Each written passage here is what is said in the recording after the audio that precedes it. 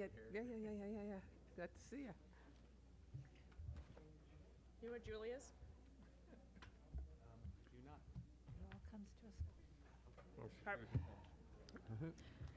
Okay. We are going to move on to our next item, which is a hearing for Central City 2035. Due to the last item taking longer than expected, we are not going to do an intro tonight since you've all been patiently waiting. We're just going to move straight into the hearing and listen to testimony. We're going to limit testimony to 2 minutes each. If you are here to testify and have not filled out one of these comment cards, please do so. They're in the back of the room. And then if you could bring them up to Julie. We're going to kind of reevaluate as we get close to 9 about where we're at and kind of see how we're going to go from there. So with that... And Chair, could we just... Oh, yeah, go ahead. I think it's important to note that there's one more opportunity already on the calendar to testify at a Planning and Sustainability Commission meeting on August 9th. Thank you. Good clarification. Okay, so with that, Julie Livingston. Yes, I do. Thank you. See, I'm Russian. Okay, so any conflicts of interest? Chris? So I'll reiterate that I own a property, a rental condominium in the Pearl District, but there is no proposed zone change and therefore no conflict of interest. Anybody else? In general, I'll state that as an architect, I do work on a lot of projects throughout the city of Portland. There's no particular project that I believe has any actual conflict of interest. So with that, we'll move into hearings. Julie Livingston, Kirk Ransetta,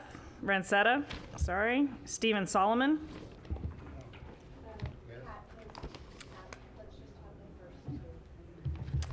Sorry, Stephen, we're just going to go with Julie and Livingston for now, and then we'll call, it looks like you and Sherry up later. So, Stephen, could we go ahead and wait on, I'll have you come up later after these two. Sure. Sorry about that. And I guess just for everybody out there, these mics, if you can keep about this distance from the mic, we'll hear you a lot better. Perfect. Thanks, Julie. Okay. Me first.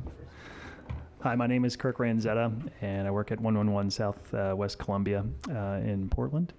And I'm also the chair of the Portland Historic Landmarks Commission, and I'm here to provide testimony for the Central City Plan 2035.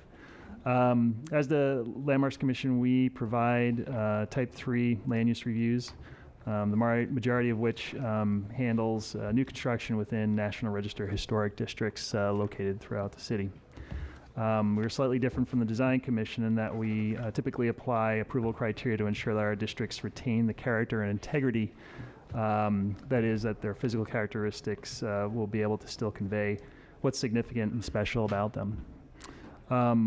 One of our principal challenges is dealing with the scale, proportion, composition, level of detail, materials, and craftsmanship that are typical of the historic district, and how new construction can be accommodated within that context. And the principal thing that I'm going to talk about in my comments are building height. Provided some materials for you to take a look at in terms of how what our position is in terms of building height in the 4 different historic districts that are within the Central City Plan that we have concerns about in terms of building height. The principal issue is that a lot of the building heights in those districts were established before the historic districts were put in place, and so therefore it creates a bit of a conflict, which is why we recommended that a 75-foot building height be imposed on 3, I think, of the 4. I think we have a 50-foot recommendation for Irvington. So with that, I'd open it up to questions to me in terms of any concerns that you may have. We will provide another letter that kind of outlines our response to some of the changes that have been made in terms of the building height issue and other issues of concern to the Commission. Thank you, Kirk. I think if you don't mind, just wait a second. We'll have Julie make her comments, and then we'll go around questions. Absolutely. Thanks. So my name is Julie Livingston, and my work address is 135 Southwest Ash Street, Portland, Oregon. I am a member of the Portland Design Commission, and have submitted a letter for the record with copies to distribute to the Planning and Sustainability Commission members. Thank you very much to staff at the Bureau of Planning and Sustainability for the informative briefings they've provided over the spring and the summer, and also to the Commission for this opportunity to comment on the draft of the 2035 Central City 2035 plan. The Design Commission has made note of 7 specific issues that we'd like to bring to your attention, and they are outlined in the letter.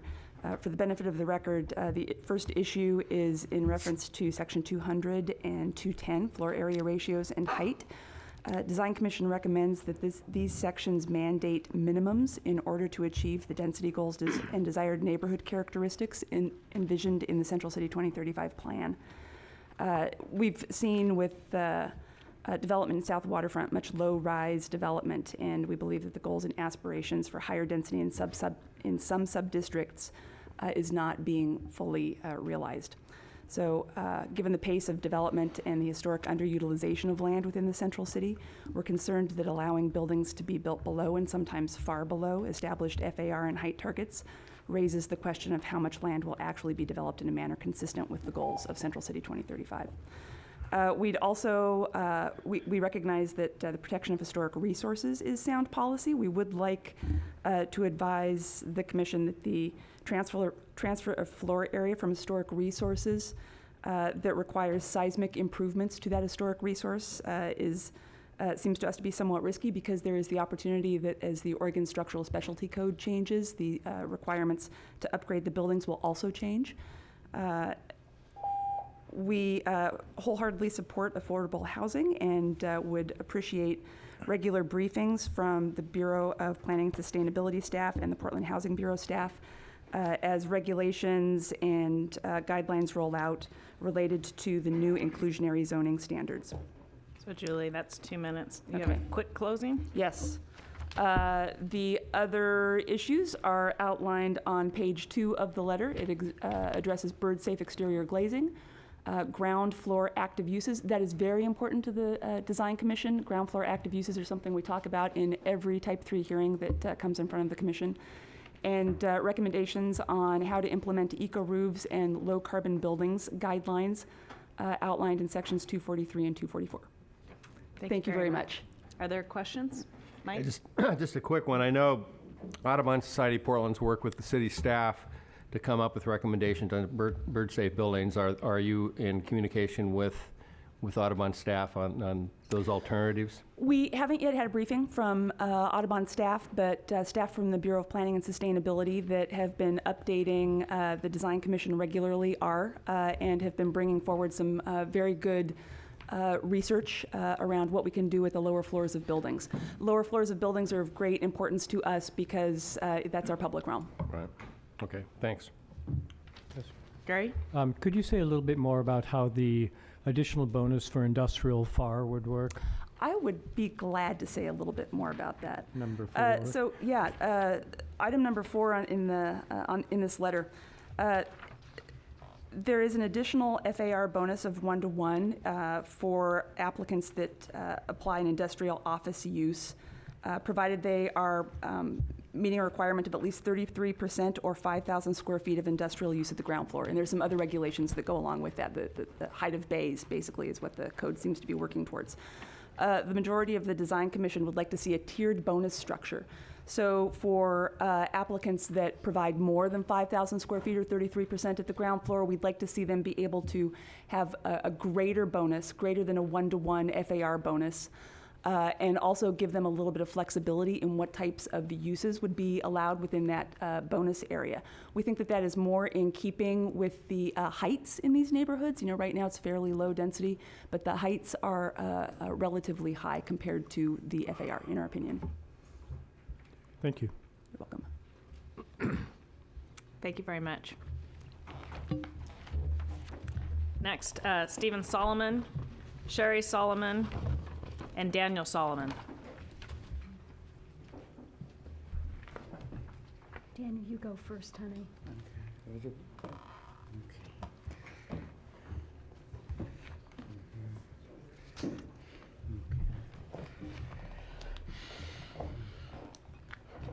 Let me know when the clock begins.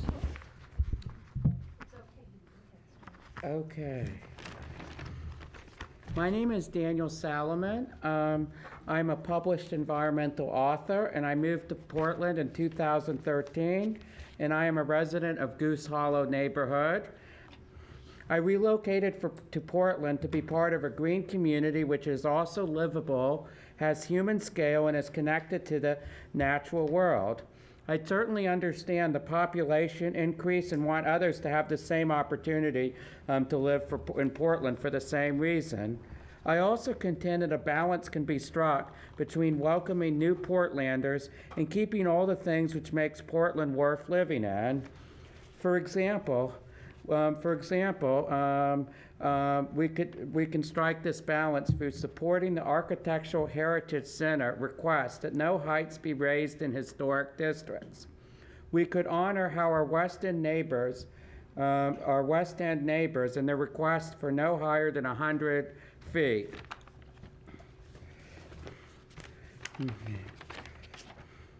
We could also make sure that no building should ever block the view of the arches on Southwest Jefferson Street. And finally,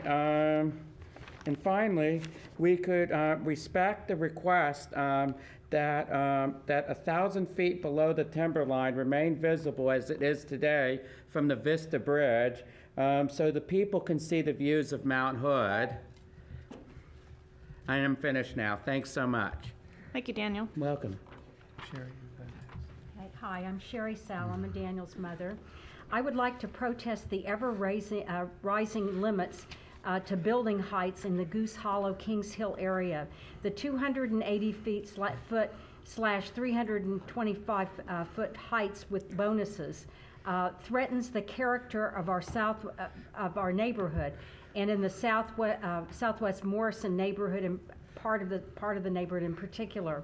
It encourages the demolition of existing architectural treasures, and what it's being replaced with are ugly monstrosities that go from sidewalk to sidewalk without greenery, and they just destroy the character of our neighborhood. If this height increases goes through, 9 historic buildings in the Goose Hollow area neighborhood will be put at risk.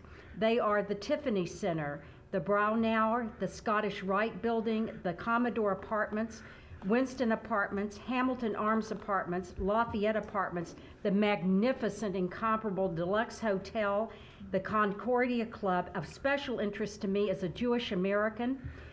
This club began as a response to the Mac Club, which refused to allow Jews. And this building would be at risk with the height limits. Whenever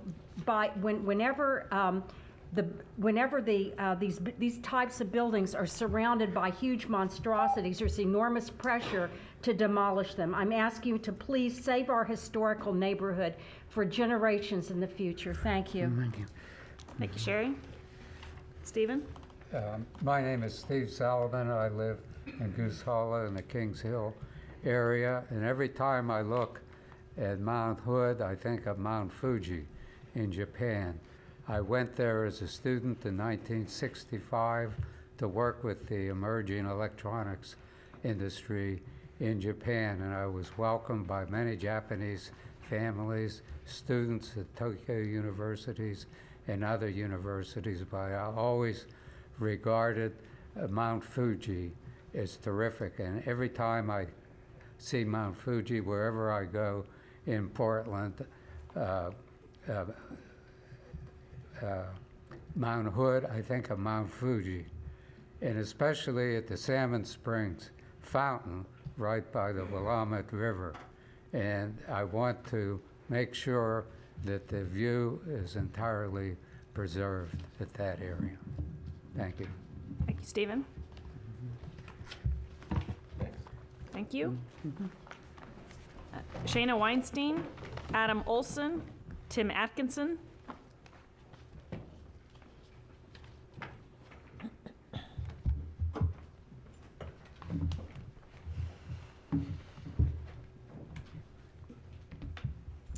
Hello, this is my first time. I'm a little nervous, sorry. Thank you for the opportunity to address the Portland Planning and Could Sustainability you state your Commission name, today. please, for the record? Yes, Shayna Thank you, Weinstein. Shayna. I'm here to address the specifics of 33.510.244, low carbon buildings. I work for the Green Building Initiative. We're a nonprofit headquartered in Portland since 2004. We are dedicated to accelerating the adoption of building practices that result in energy efficient, healthier, and environmentally sustainable buildings. We are here to support and advocate for the building marketplace, which in our opinion is in need of multiple credible tools to support incorporation of best practices into every building. In regard to the low carbon building section of the Central City Plan, we have concerns about the potential problems that specifying one building rating system can bring over the next 20 years. The section reads that all buildings should register for LEED in an attempt to encourage a building to go through full certification. We think this is an incomplete way to reach this goal. We are advocating that the Central City Plan be updated to be neutral to building rating systems, or that it recognizes green globes alongside of LEED.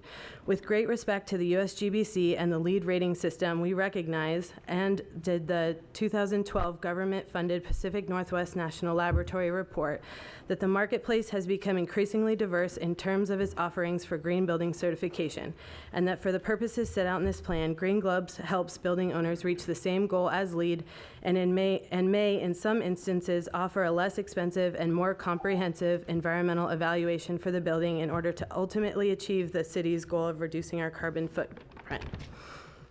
I just wanted to mention that I have touched base with Elisa Kane, and I'm happy to follow up with the commissioners or staff as requested. Thank you for the opportunity to participate in the discussion. Thanks, Shayna. Hi, my name's Tim Atkinson. I work for Stimson Lumber Company. In the City of Portland's updated draft of the Central City 2035 plan, which recognizes LEED-only certification, locking the city into only one certification program far into the future. In turn, this type of policy will reduce competition in the constant evolving green building marketplace. It locks in a higher cost compared to alternative green certification, allowing no flexibility to the plan in the future. In addition, LEED does not recognize the positive attributes of renewable wood products, i.e. lowering carbon footprint and putting us at a disadvantage to competing alternative products. Stimson Lumber Company supports the construction of environmentally friendly and energy efficient buildings. We encourage you to consider competing green certification systems like Green Globes that don't negatively affect Stimson Lumber Company business and offers competition in the marketplace. Thank you. Thank you, Tim. And Adam Olson had childcare issues, so he had to leave. Okay, thank you. He'll provide his testimony written. Fabulous. Thank you very much. Thank you. Tim Locke, perhaps Lockie, Caitlin Horsley, and Deborah O'Neill.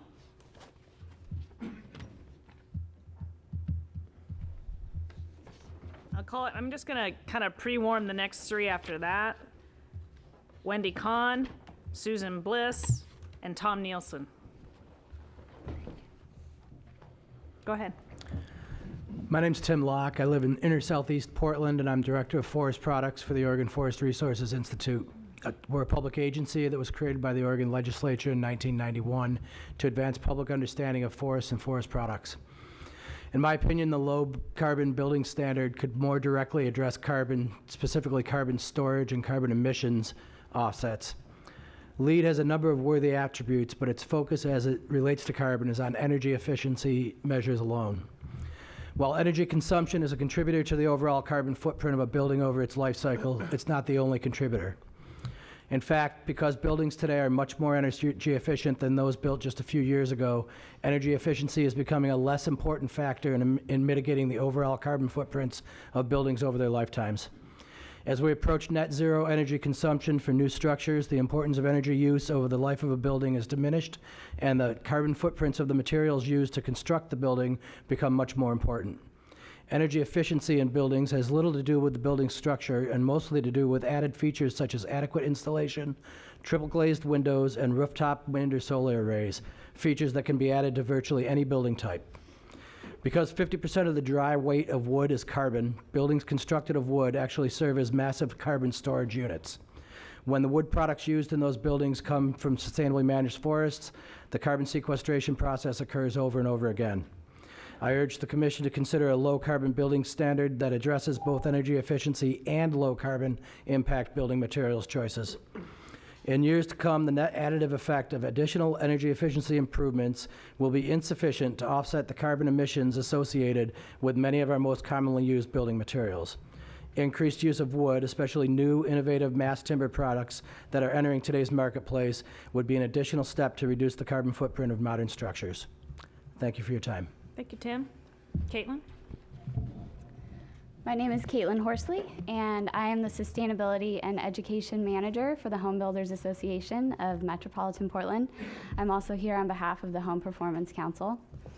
Thank you for the opportunity to testify today. I'm going to try not to read straight off my paper, but this is also my first time, so please forgive me if I do.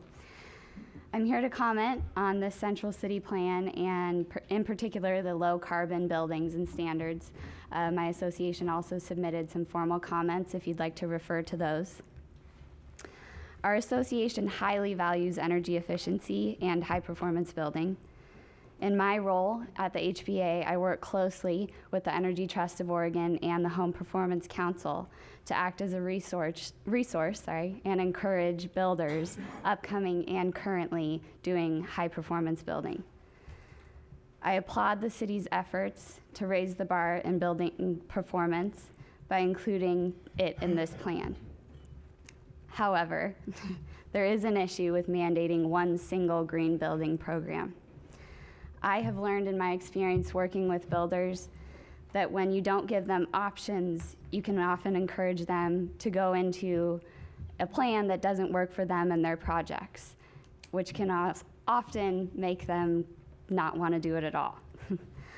Also, forcing builders to switch from their existing certification program if they are doing one that isn't what you have cited can be extremely costly. These costs can inadvertently increase the cost of housing and multi-use buildings in the middle of an affordability crisis. For these reasons, I encourage the city to include multiple options for green building certification.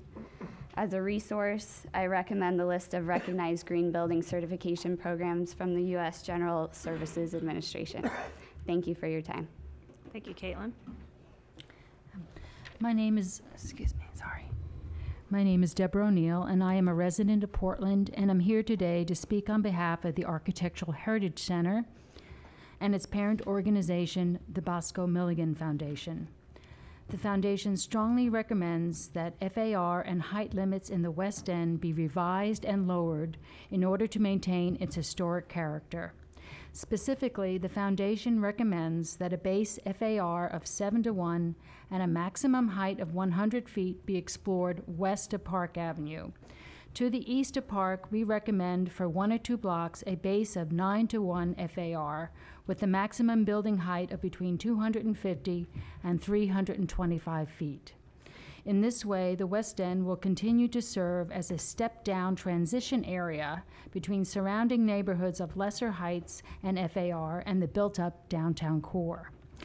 In the northwest corner of the West End, we also oppose the change from RX to CX, which will only serve to incentivize demolition of many historic structures, a good number of which are being used for moderate and low-income housing.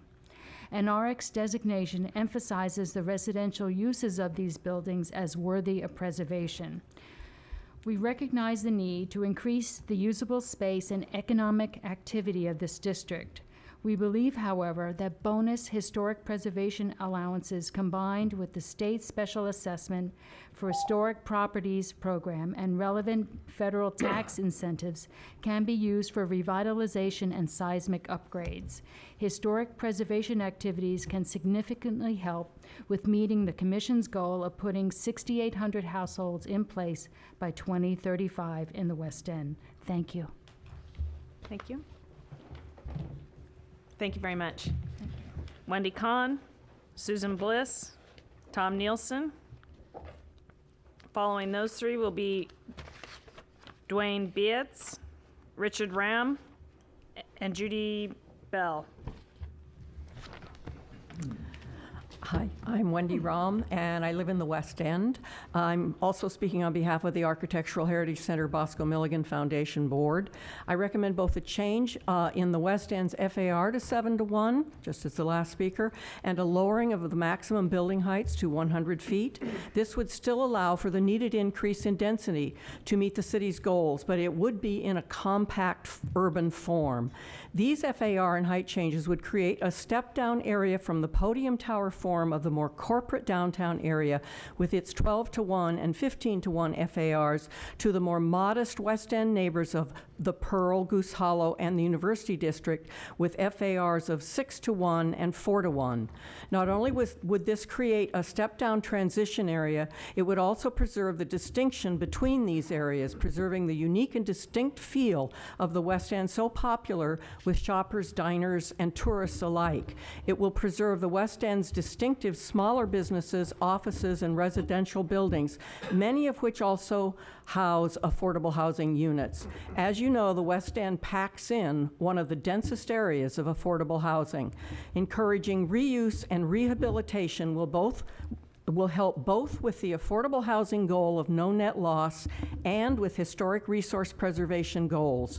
The historic importance of the West End is well documented in the 1984 Historic Resource Inventory, the 2 multiple property listings, and with many buildings on the National Register. Most of these historic resources are not protected, however, but this change would help. A last reason to lower the building form and heights is to preserve Mount Hood's historic view corridor from Goose Hollow. The proposed building's heights will completely block the trees below the tree line, which is part of the historic view corridor. Allowing this view corridor to deteriorate is destroying our sense of place. Please reduce the FAR to 7:1 and lower the maximum building heights to 100 feet throughout the West End. Thank you. Thank you, Wendy. I'm Susan Bliss, and I live in the West End also. I came to Portland over 10 years ago, in part because I love the interesting and varied architecture and human scale in the area now known as the West End. For me, it defined Portland, and that is why I'm here today to advocate for historic preservation in that area. I'd like to see 2 important additions made to the draft plan. First, I'd like to see a 4th policy added under the West End subsection of Regional Center. It would be policy 1.WE-4 and read, quote, encourage the reuse, rehabilitation, and seismic upgrade of underutilized buildings to increase the usable space and economic activity in the district so as to preserve and enhance the cultural and historical significance of the area, end quote. Second, I request a new action item in the action list for both Bureau of Development Services and Portland Bureau of Emergency Management to create an additional policy, RC 55, for the West End to read, quote, consider creating and/or revising seismic regulations to allow for more incremental upgrades on a timeline of 2 to 15 years, end quote.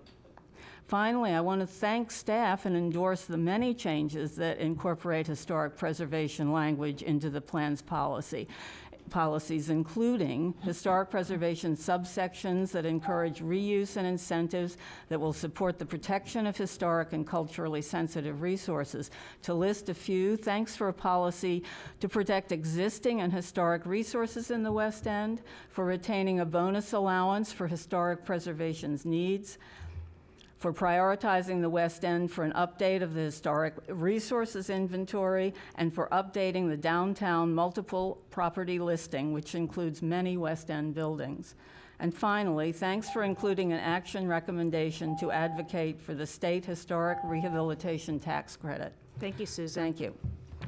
My name is Tom Nielsen. I also live in the West End, and it has been stated by others, the West End is an important transitional area between the tall, dense corporate downtown district and the more modest neighbors of the Pearl, Goose Hollow, and the University District. Looking at the current plan, a gentler step-down transition is needed between the very high allowances in the downtown district, 12 and 15:1, and the lower FAR allowances in the adjoining Pearl, Goose Hollow, and University Districts, 4 to 6:1. I recommend establishing a FAR base of 7:1 west of Clark Avenue and throughout the West End. This would still allow for an increase in the district's density, but the density would be in a more compact form.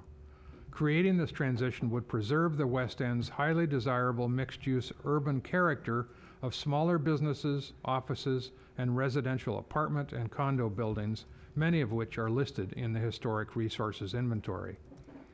Further limiting potential FAR bonus awards strictly to projects providing increased affordable housing and/or preserving historic buildings and assets in the West End, as currently proposed in the plan, is a very positive change. The policy effect of a 7-to-1 FAR base and up to 3 additional bonus points that are tied to projects addressing affordable housing and historic preservation would help retain many of the West End's wonderful historic buildings and provide additional mixed housing opportunities. Thank you. Thank you, Tom. Thank you. Next is Dwayne Bietz, Richard Rom, and Judy Bell. Following them will be Christine Nielsen, Robert Wright, and Walter Weiler.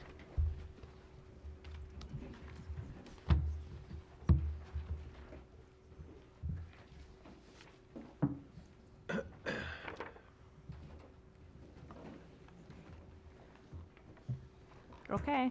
I think Dwayne is first. Dwayne, would you like to start? My name is Dwayne Beets. I've lived in the West End for 10 years and have been a Portland resident for 39. For 29 of those years in a National Historic Landmark on Mount Tabor, the Jacobs Wilson House.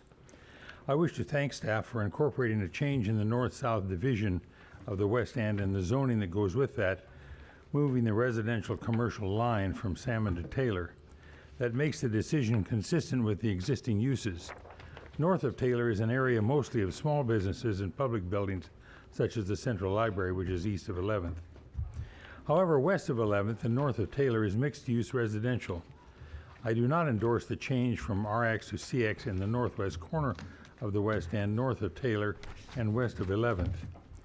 The area holds many historic resource buildings, as is clearly noted on the map. In addition, many of these buildings offer currently housing for moderate or low-income people. I'm attaching a map showing that the West End is one of the most dense neighborhoods for affordable housing in the central city. Although I understand that the differences between residential and commercial are being modified, maintaining the emphasis on residential in this area will be important in meeting the draft plan's goal of 6,800 households in the West End by 2035. It will also reinforce this area as one that can help meet the affordable housing no net loss goal. Residential mixed use validates current residential uses of these historic resources and will likely help preserve them. It will not preclude some flexibility, however, allowing non-residential uses, including retail, on ground floors, nor will it force a change in use for a building currently being used for non-residential purpose should rehabilitation be done. Retaining the CX zoning east of 11th reflects the office and small businesses that are thriving there now. Therefore, I do not believe it is logical to change residential to commercial west of 11th and north of Taylor, given the city's goals of increasing residential density. Maintaining the residential contribution is beneficial for all concerned. Thank you. Thank you.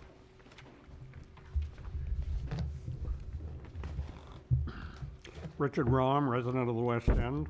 I'm here to advocate for a 7-to-1 FAR and maximum building height of 100 feet. I've followed the planning process from the first stages of the West Quadrant plan. Good progress has been made addressing some worries I had with earlier drafts. However, I'm still concerned with one major citywide problem and aspects of that as it particularly affects our West End. Building size, specifically height. Most of the plan's laudable stated goals, be it historic preservation, human scale, light on the street, open space, livability, affordable housing, are all inevitably undermined by excessive building heights. Our West End neighborhood contains many historic buildings. Some have a degree of preservation protection, most do not. We recently lost an historic building which served over decades as home to Reed College's first classrooms, an apartment house, a hotel, and a famous basement nightclub home to Portland's vibrant African-American jazz scene in the 1930s and 40s. Gone. Many more are at risk. Excessive height allowances pose excessive profit temptations to tear down rather than preserve. Our West End neighborhood also has a high percentage of affordable and subsidized housing. Many older buildings are entirely devoted to such units. These buildings are generally well-maintained, well-run, and vital to the many central cities' neediest citizens. Again, excessive height allowances put these older buildings at risk. 12 or 15 affordable units may be required in tall new buildings, but they hardly replace 30, 40, or 50 units lost in a demolished building entirely given over to such use currently. I hope the new plan will support its stated goals of historic preservation and affordable housing by limiting heights in the West End to 100 feet. Thank you. Thank you, Richard. My name is Judy Bell, and I'm a West End resident. I urge the identification of a site for new park open space to be added to the Parks and Recreation Actions List for the West End. City data provides evidence to support this new action in the 2 to 5 year timeline. Data shows zero open spaces currently in the West End. The plan's projection is that by 2035, the West End will have over 9,000 jobs and 6,800 households, including families. So a higher priority must be given to a park open space for this district. The district will be densely populated both day and evening. As the plan states, by 2035, people will spend 20% more time in the city center's public spaces. More time plus more people equal need for more open space. In addition, identifying a potential open space should be linked to ongoing planning for the city-owned block on Southwest Yamhill and 10th Avenue. At this point, PPR should be added to the other 6 implementers for RC 80.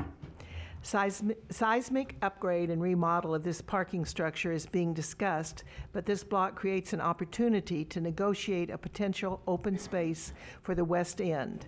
Linkage and planning for both should be considered during the next 2 to 5 years for a potential land swap. Future parks should also create more tree canopy. The West End canopy goals are low. Additional trees could be put into a new open space. More trees in a central location would mitigate heat island and air pollution. More trees and open space are vital for health and environmental benefits in the West End. Thank you for your time. Thank you, Judy. Thank you very much. Christine Nielsen, Robert Wright, Walter Weiler. After that will be David Newman, Gerald Witt, and Sarah Eady, or maybe Eddie.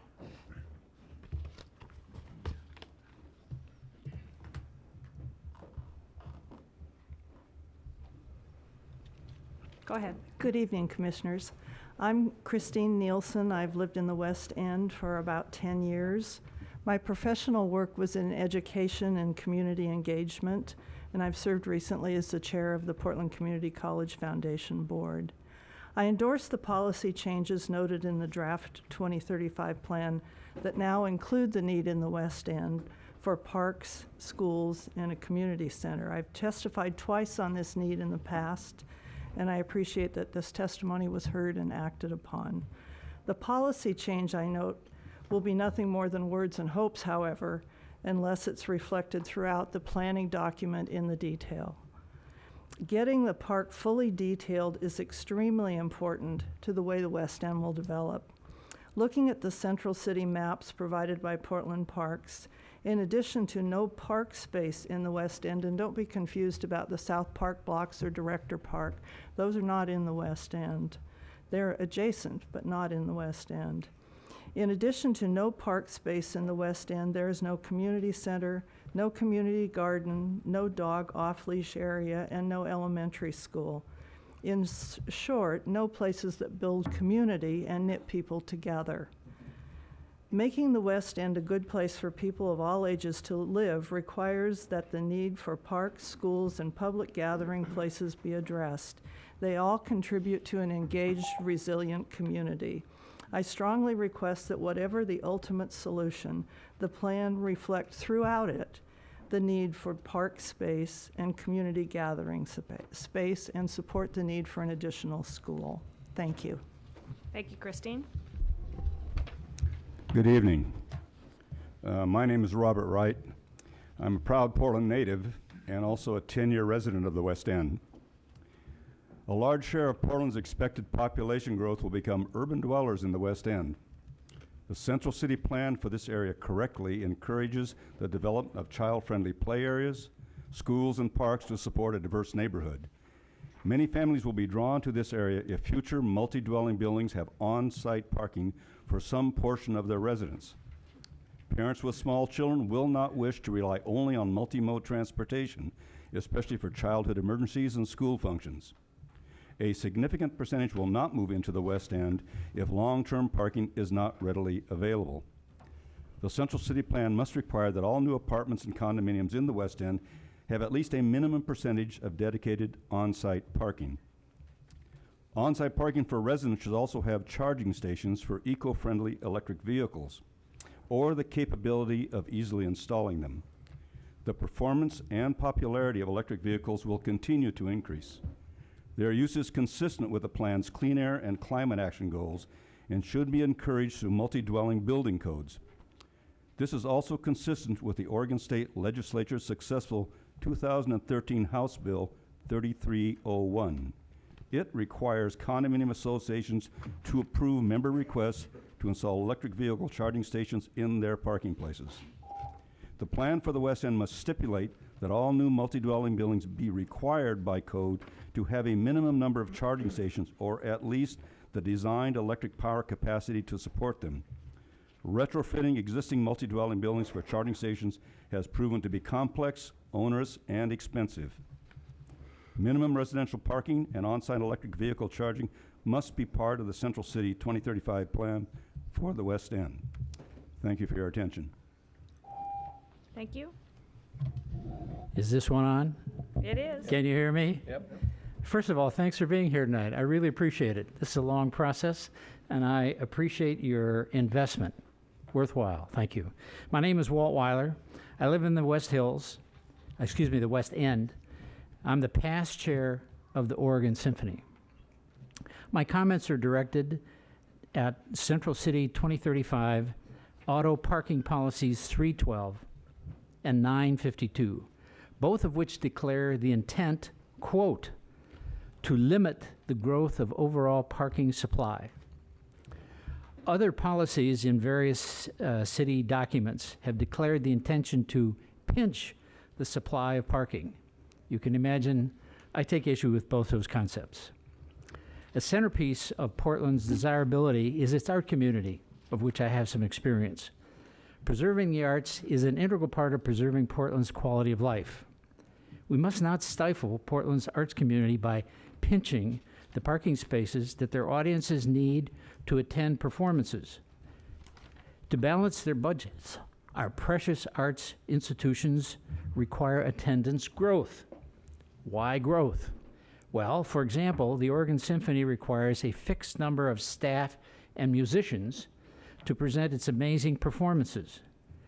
These are fixed numbers of employees whose compensation and benefits increase over time, requiring increased ticket sales. Increases in ticket sales and attendance require increases and certainly not reductions in parking. Our precious arts institutions require increases in attendance and parking to balance their budgets. I recommend a change in the practice review to include resident and arts inputs of Central City parking proposals to determine the net gain or loss of parking which impacts arts and culture venues, all to provide increased parking for the arts. Thank you very much. Thank you, Walter. Thank you. Thank you very much. David Newman, Gerald Witt, Sarah Eady. They will be followed by Jim Morton, Stacy Monroe, and Carol Kirk. There's someone struggling with a kid outside. Can you jump? You gotta reply. They can, but they need to.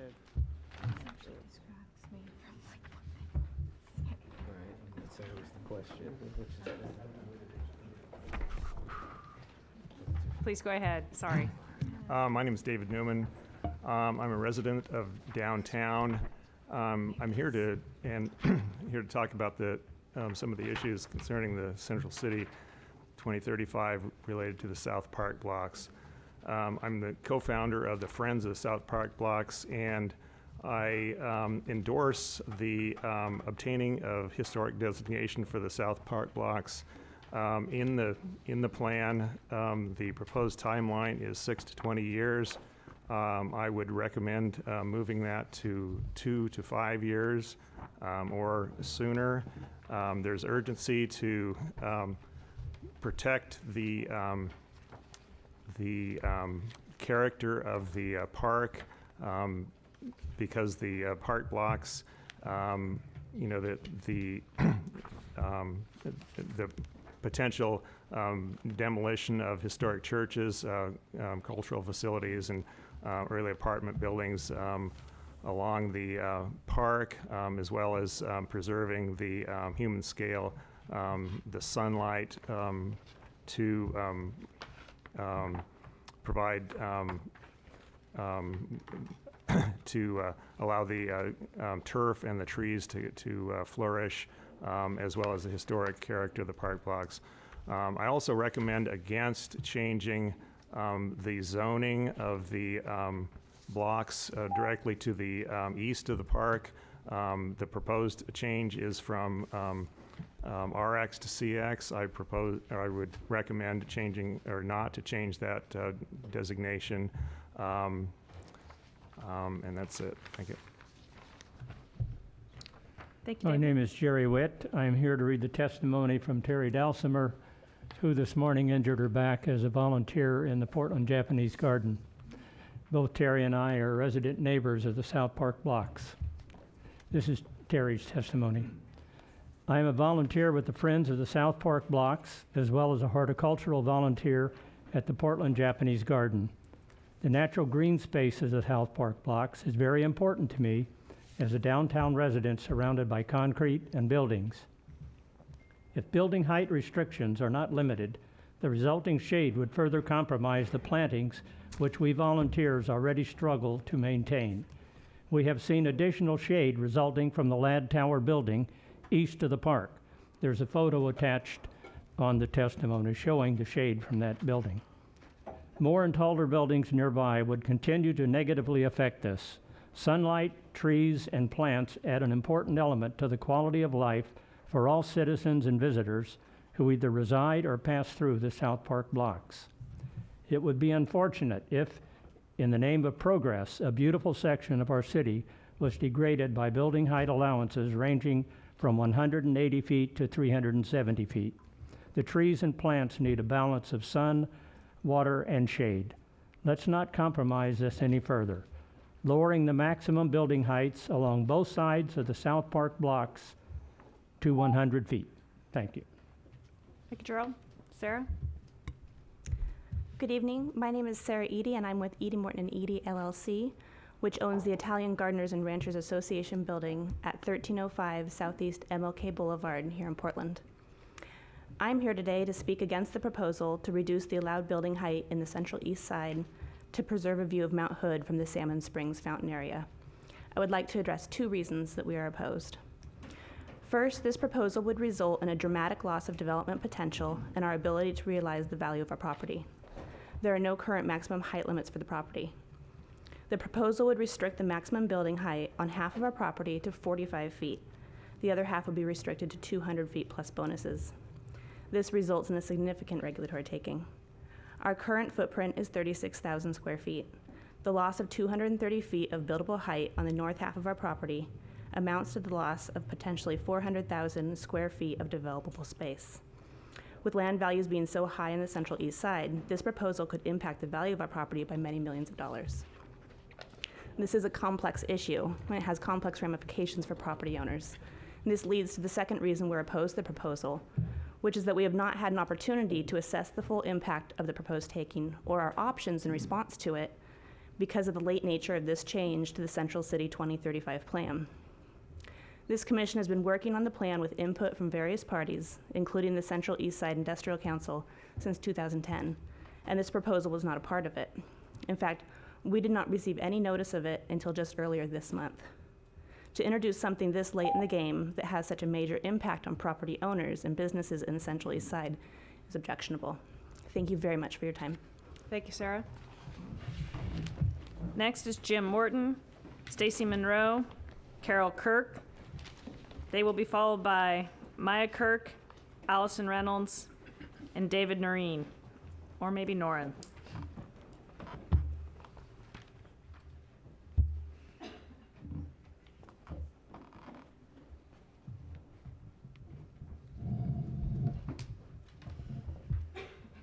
Go ahead.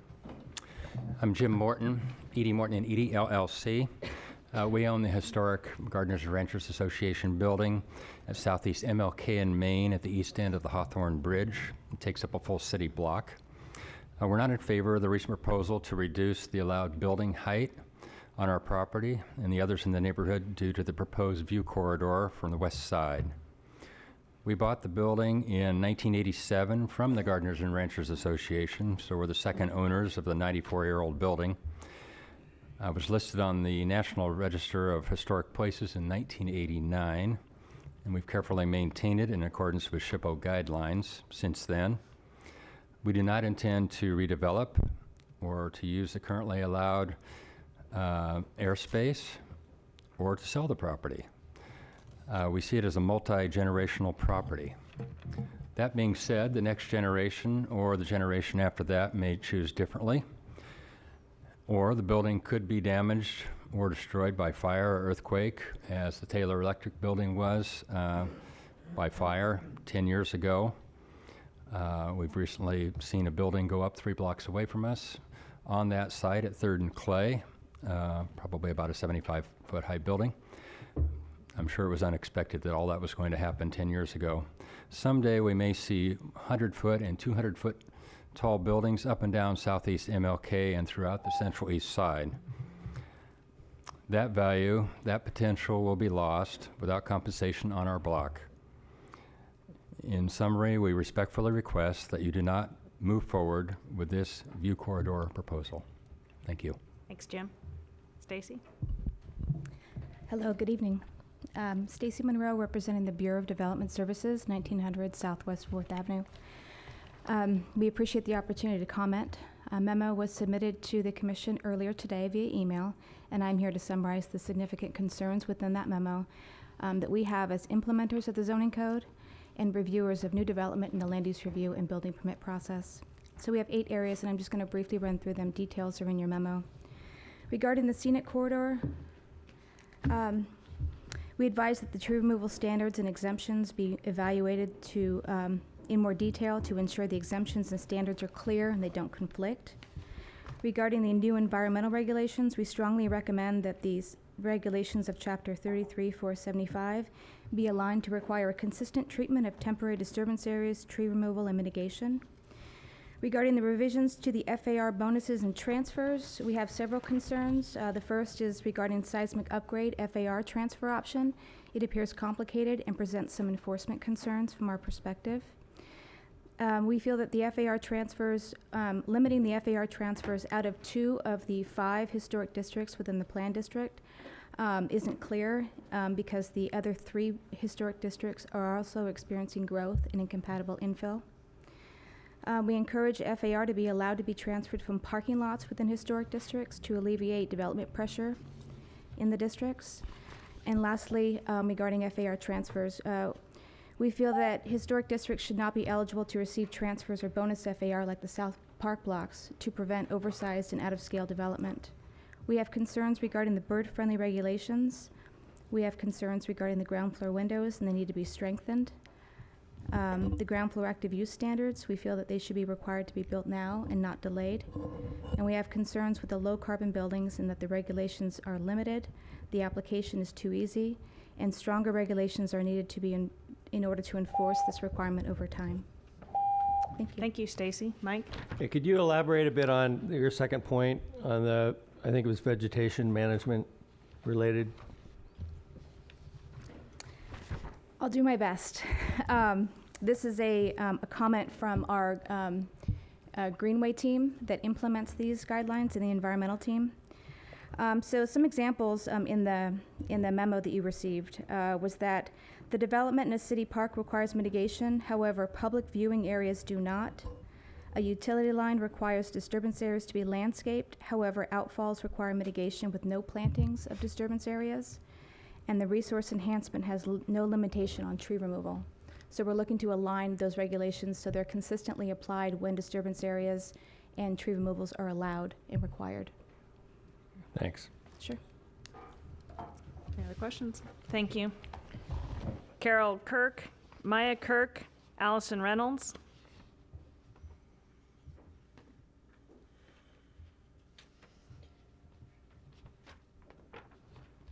And how about David Noreen, Mark Velke?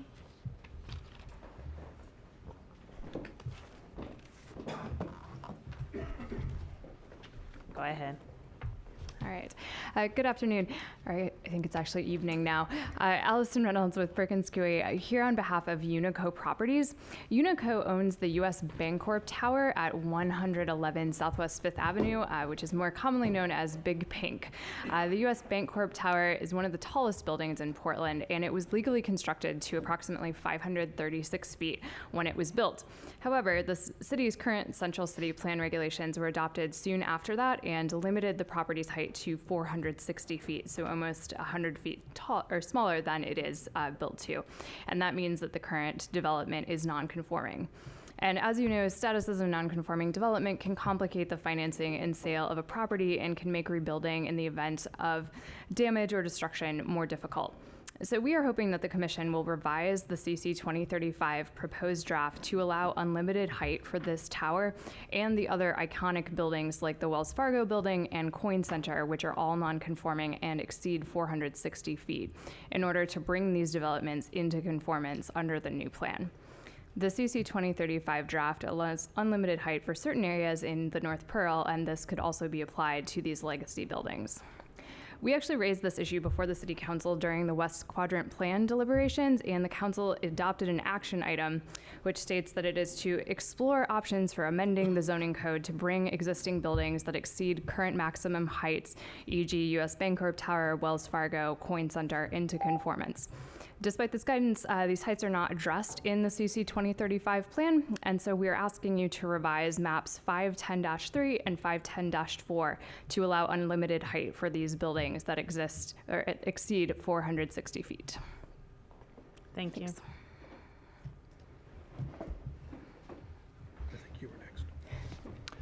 I'm David Noren. I'm here representing Service Employees International Union Local 49. We've been involved in amendments to the comprehensive plan that was adopted last month concerning Policy 3.3 on income disparity and addressing the impacts of development on affordable housing, and especially Policy 3.3D, which now requires that the zoning code include requirements for a public benefit in exchange for any increased development allowances. Now, in your code currently, you have provisions, or in the proposed draft, you have provisions for a public benefit in the form of affordable housing contributions if you have a bonus FAR increase. But there's no requirement for additional public benefit if you have transfers of FAR. We feel that that falls clearly within the new policy that the council has adopted, and transfers of FAR should be subject to the requirement to provide a public benefit. We also feel that the most appropriate way to address that when you have increased impacts on the affordable housing stock arising out of the hiring of relatively low-wage workers who service the development over time is to make sure that those folks can afford housing in the city of Portland.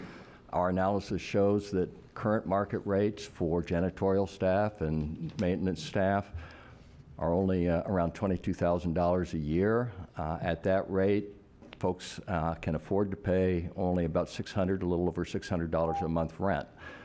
Under our proposal, we would require a good job to pay 50% of median family income. That would be a requirement attached to the development review process when there's a transfer of FAR, and would be enforceable through restrictive covenants that go with the development. The nexus, I think, is quite strong there, similar to what you see in linkage fee analysis. When a development brings workers in who can't afford housing in the community, there's an impact on the housing stock that should be addressed. Thank you, David. My name is Mark Velke. I support, first, keeping the views of Mount Hood from the Vista Bridge by lowering heights. Second, keeping the view corridor to the Vista Bridge by lowering heights along Southwest Jefferson.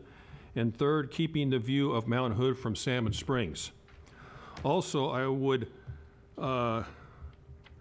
you should carefully think about your ethical obligations as you vote. You are aware that during the West Quadrant process, many stakeholder advisory committee members advocated for their own financial benefit without disclosing which properties they own. The Ombudsman required SAC members to disclose financial conflicts of interest before the PSC votes on the policies that the SAC gave advice on. But many SAC members did not disclose, including one who owns many properties in the West Quadrant and frequently tried to get increased heights on these properties. 2 SAC members simply sent angry emails saying that they own many properties in the West Quadrant. On page 31, planning staff said 26 members completed the form, 2 did not complete the form but sent an email that included similar information. 1 email bounced and 4 members did not complete the form. This implies that emails disclose conflicts as required by the Ombudsman. They did not. The emails made general statements that they own lots of properties. The page 32 to 34 tables seem to indicate that those who emailed complied as required. They did not. Even today, most people in this room have no way of knowing which SAC members were advocating for increased heights or relaxed zoning that would make their properties or their employers' properties more valuable. This means that the policies advocated by the West Quadrant SAC are an ethical and legal problem. You are voting on policies on height and zoning that were decided under terrible financial conflicts. We citizens deserve an above-board process. Please give us an ethical process by rejecting the increased heights and relaxed zoning that will put money in the pockets of several members of the West Quadrant SAC. Thank you. Thank you, Mark. David, I have a quick question for you. Would you not then agree, or do you not believe that on a historic transfer, the public benefit would be the preservation of a historic structure? Yes, there would be a benefit from that. My point is that, as currently written, there's no public benefit from there's no public benefit for transfers within sub-districts, is the way it's currently crafted. So transfers for historic properties is a separate case, and it fits into the same initial 3-to-1. As your commentary indicates, there's unlimited transfers within sub-districts currently, and that's the area that we're trying to recapture. Got it. Thank you. Quick question. Yep, go ahead. Ms. Norton, has SEIU been successful in getting this kind of a linkage in any other jurisdiction in the country? Not that I know of. So we'd be first. It's a good place to be first. Thank you. Go ahead, Maggie. So you were asking for unlimited height on those particular 3 buildings. Would it make sense to just limit the height at what it is rather than unlimited? They, I think, would be fine with that. There are some measuring discrepancies, I think, and so they were just like, unlimited would be fine since they're applying that to other places, but if they just wanted to actually measure the building and set it at that, I think we would be fine with that too. We don't represent the other 2 buildings, and so I don't know if they would be on the same page, but all 3 of them were built during that same era and then also became non-conforming. So we're just kind of trying to solve that issue. Great, thank you. Thank you.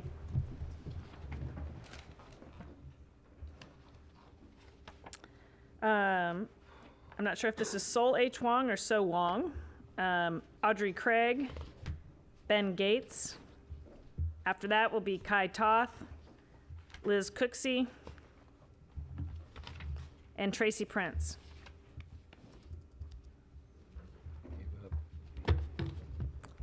Went home. Okay, so no So Wong, Audrey Craig, Ben Gates. Audrey's on her way in. She's just outside with her child and be here momentarily. Okay. Why don't you go ahead and get started then? Okay, great.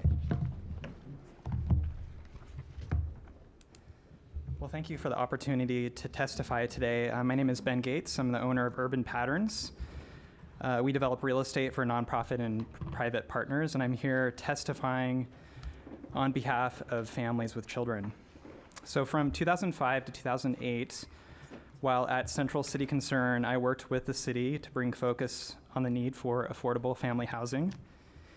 And we facilitated family forums, focus groups, and community discussions that identified the need for 2 and 3 bedroom units, as well as schools, community centers, and childcare in the Central City.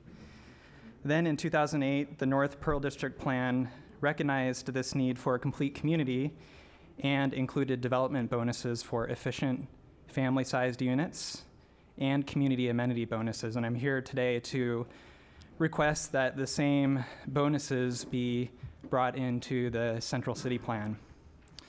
Those 2 bonuses, just to elaborate, are to give bonus FAR for 2 and 3 bedroom units built to a certain size, 2 bedroom units at 1,000 square feet, and 3 bedroom units at 1,200 square feet. And I would propose that those square footages be reduced each by 200 square feet to make those family-sized units efficient and more affordable. And a community amenity bonus that would exempt public schools, daycare, community centers, and public libraries, and basically not count them against the FAR. And I'd propose the consideration of awarding bonus FAR for the development of those amenities. So the city's comprehensive plan calls for a city that in each neighborhood to represent the diversity of a city as a whole. And as I understand it, there's about 19% of households with children in the Central City and in the city as a whole. And in the Central City, there's about 10% of households with children. And so obviously we have some opportunity here to incentivize 2 and 3 bedroom units and amenities, which are definitely in demand. Thank you. Audrey. Hello, thank you for giving me the opportunity to speak today. My name is Audrey Ganick, and I'm here on behalf of Portland Forward, founded by an old friend and colleague, Bing Sheldon. We have focused on housing and spent a lot of time discussing the future of Portland. A portion of this has to do with greater density throughout the city. However, more specifically, we are here to speak tonight about is the lack of family support currently addressed in the Central City with the prop. There is strong language in support of families and family-friendly development in the current draft of the Central City 2035 plan. The goals and policies outlined in this plan include suggestions for the development of housing diversity and complete neighborhoods, which specifics noted in the Central City sub-districts, and I can give examples, and I will in a written testimony. However, what we actually see when we're looking at the details of the code is that there are actually less incentives to encourage developers to build for families. On the current 19 incentives that are currently existing in the code, 5 of which are family living, only the neighborhood facilities remain. The others that have been deleted are daycare bonus options, large dwelling unit bonus option for West End, large household dwelling unit bonus options, and efficient family-sized unit housing bonus options. If the language of the current draft is ratified, we will be left with a zoning code that is missing almost any support for families and family-friendly development in the Central City. And although the rationale for these changes is understandable, to focus on affordable housing development, this incentive structure does not reflect the full spectrum of goals for growth outlined in the 2035 Central City Plan. We would like to propose that we revise incentives in the Central City Plan to keep affordable housing as the minimum standard for incentives, however, that we can build upon that with additional bonuses for more inclusive family-sized units.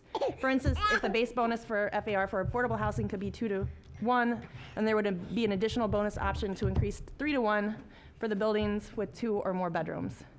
We also ask that there is an incentive for amenities that support families' needs, such as schools, daycares, libraries, and community centers. This bonus could build on the family-sized units, increasing the building FAR to 4 to 1. However, within a minimum. Thank you.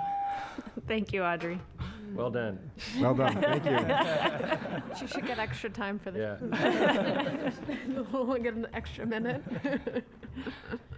Thank you very much. Yes. Appreciate your time. Yeah. And appreciate you waiting. Kai Toth, Liz Kutze, Tracy Prince. After them will be Noel Johnson, Mary Roberts, and Fred Leeson. Hi, I'm Tracy Prince. I'm with the Architectural Heritage Center and the president of the Goose Hollow Foothills League Board. We're going to go through the letter that you have in front of you on the highlights of that. We support the Architectural Heritage Center in West End request of 100-foot heights and 7-to-1 FAR in the West End and lower heights of 100 feet along the park blocks.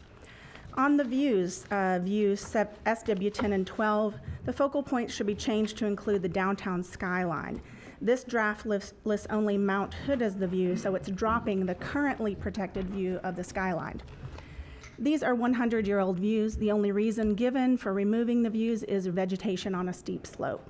So I would encourage you to make a quick fix to that and restore these 100-year views by adding the downtown skyline. View number SW14 is at Southwest Market and 20th. It should have a limit recommendation because it is at the top of a very heavily used public staircase, and every other public staircase has a limit recommendation at the top. And it has spectacular views of Mount St. Helens, which should be protected. Goose Hollow, and by the way, these are unanimously endorsed positions. We endorse the protecting of SW15, which is the Salmon Springs Fountain. If you look on the map that I've provided, there's only one X along the riverfront. That means this Salmon Springs Fountain view of Mount Hood is literally the only protected view of Mount Hood. It brings massive amounts of tourist dollars, and that should be heavily weighted when considering that. It will be the only protected view. The view is iconic to Portland's sense of place, which is what draws tourists here. It would be a tragedy for Portland's sense of place and for Portland's robust tourist economy to lose this important last view of Mount Hood from the banks of the Willamette. View number SW19 and 21 are both on Montgomery Drive. They both should be changed to prohibit, just manage the vegetation. Thank you, Tracy. I'm Elizabeth Cooksey, and I live in Goose Hollow, and I'm a member of the Goose Hollow Foothills League, and I'll proceed. The Vista Bridge corridor to Mount Hood, we request that 1,000 feet below the timberline remain visible, as it is today. The views to Mount Hood from the Vista Bridge are being threatened by the heights proposed in this draft. Page 79 states, the bottom elevation of the view corridor is set based on the height of existing buildings rather than 1,000 feet below the timberline. With the recommended building heights, the view of Mount Hood will remain as it is today. This statement is untrue, as it can be seen in the pictures provided. The view of Mount Hood will change dramatically so that only the snow cap will be seen, where 1,000 feet below the timberline can be seen today.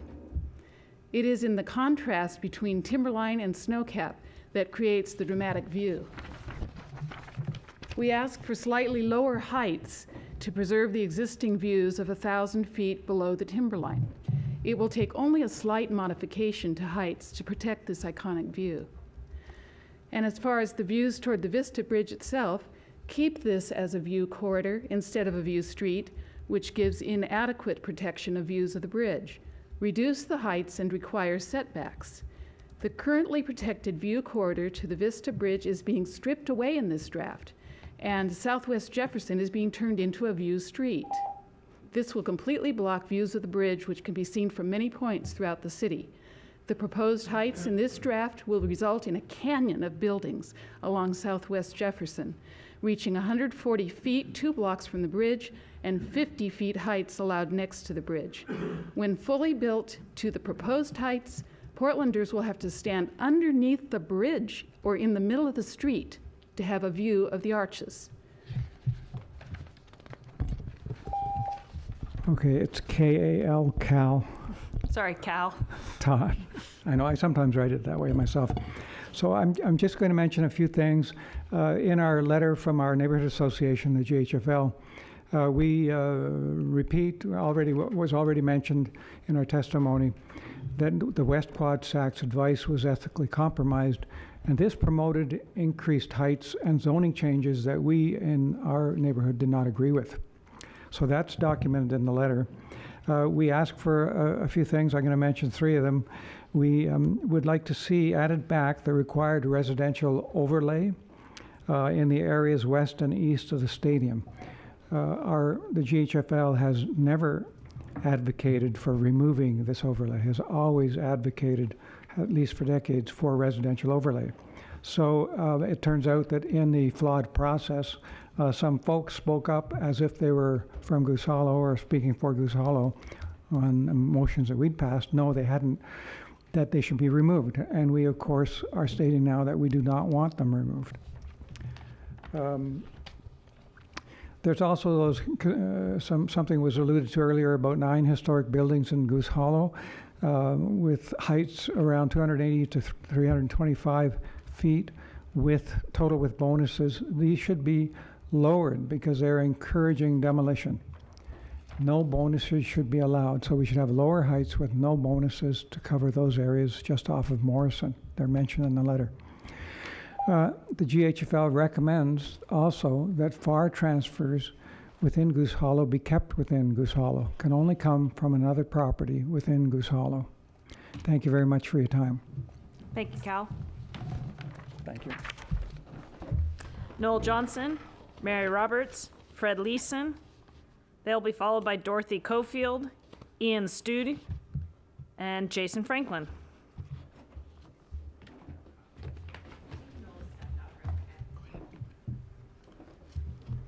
Go ahead.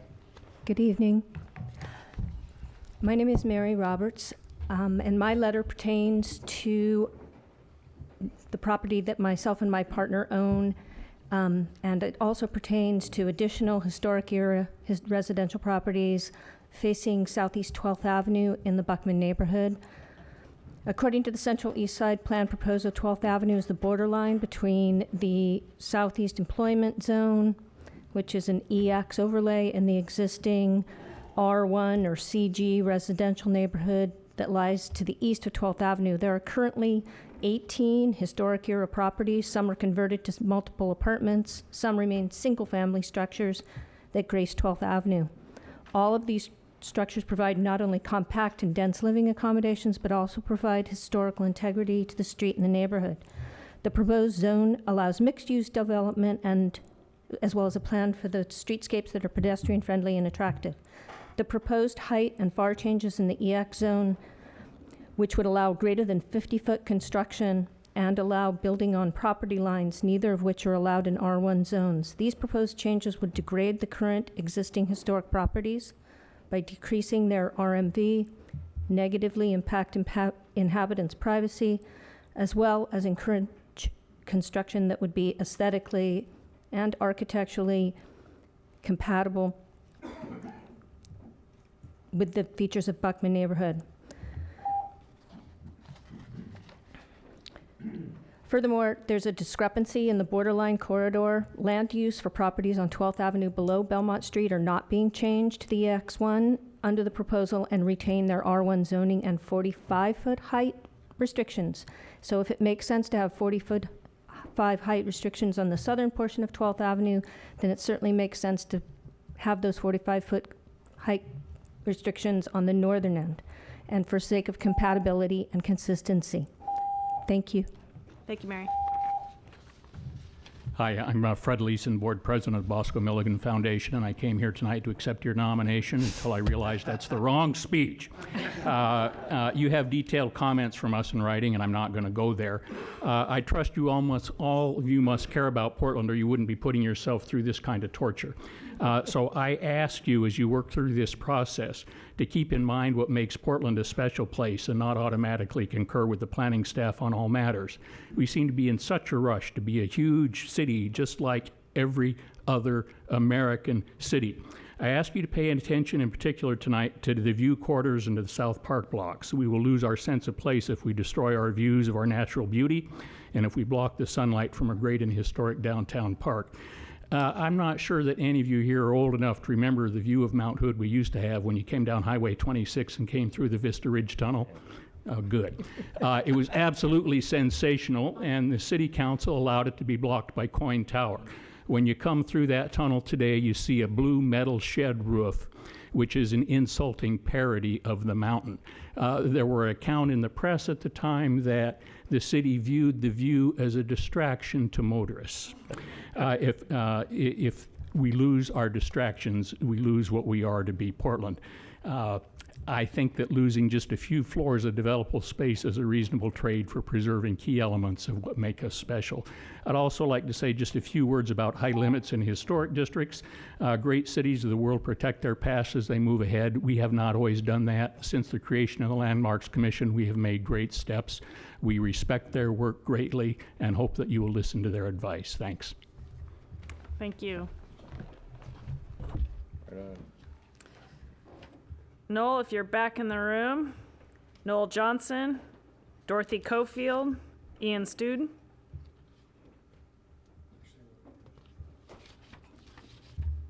Go ahead, Jason Franklin.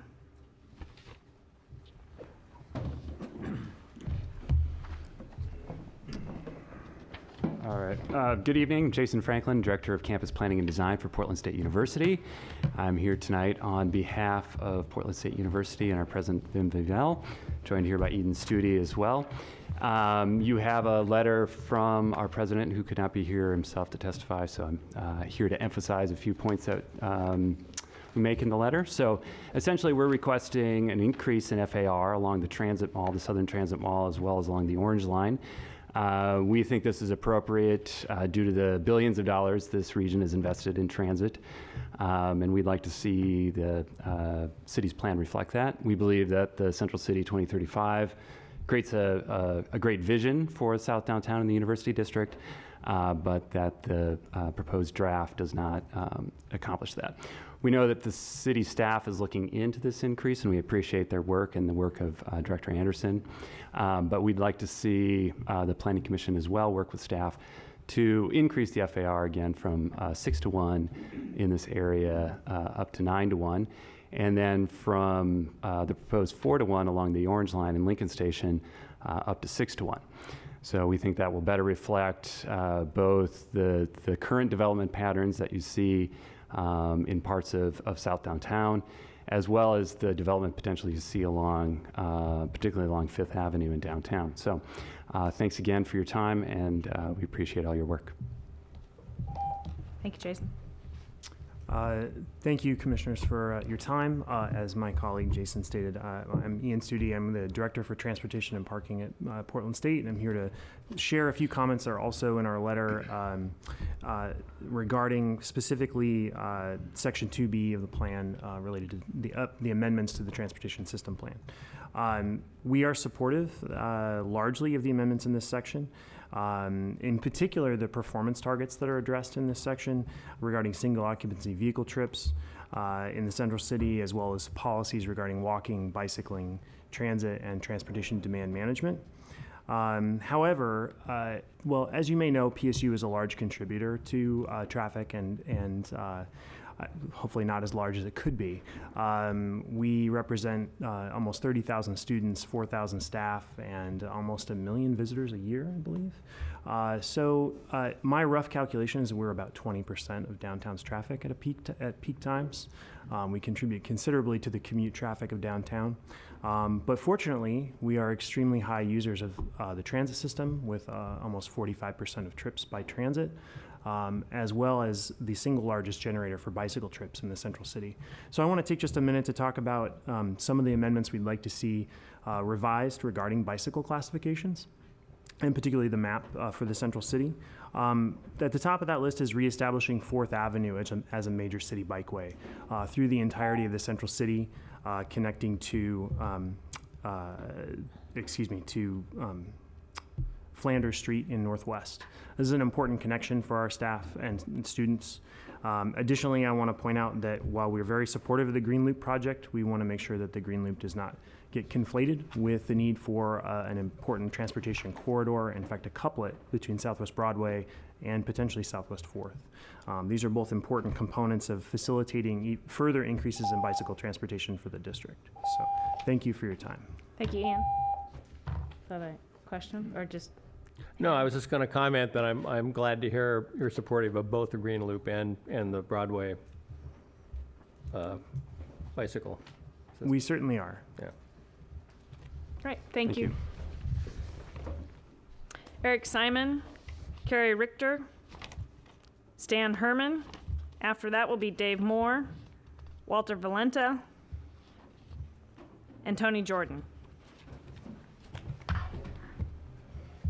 While they're coming up, you probably all know this, but if you haven't filled out a card to testify, please grab one in the back and then bring them on up to Julie. Go ahead. Good afternoon, Chair Schultz and Commissioners. My name is Carrie Richter. I'm an attorney at the law firm Garvey Schubert Bear. I'm here today to testify on behalf of Conda LLC and David Lyken, the owners of the Roseland Theater building located at 8 and 10 Northwest 6th Avenue. I have submitted a more lengthy written letter that provides greater detail, but in sum, Mr. Lyken opposes staff's recommended reduction in total building height from 460 feet to 250 feet for three principal reasons. First, it will severely interfere with the existing redevelopment opportunities for this property. As you probably know, the Roseland Theater is a three-story historic structure that takes about a quarter block fronting Burnside and 6th Avenue. At the existing 460-foot height limit, Mr. Lyken could potentially save the existing Roseland Theater structure and certainly the event space inside by transferring the FAR from a historic building to the remainder quarter block that he owns and building a pencil tower, or join with his adjacent owner, David Gold, and redevelop a three-quarter block, both to 460 feet, and realize the returns lost from retaining the three-story Roseland structure.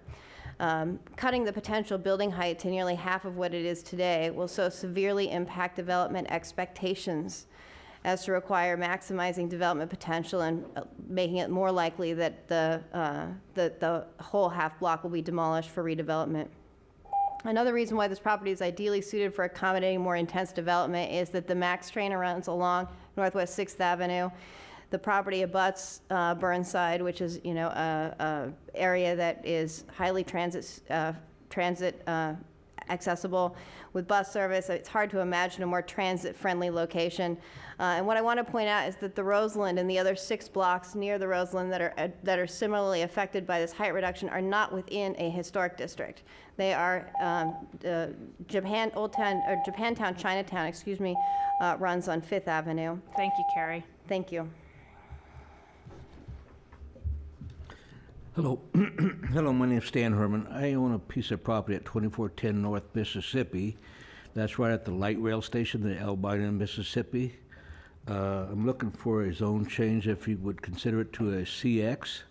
This will allow a hotel. We have an international company that wants to put a hotel there to service not only people coming in from the airport, which probably 100 feet from the light rail station, as well as the Randall Center and all points of the light rail system throughout the county.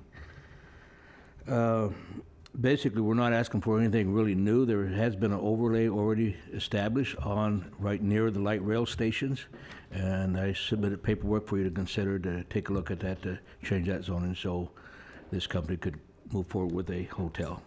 Thank you. Thank you, Stan. Chris, go ahead. Quick question on the hotel idea.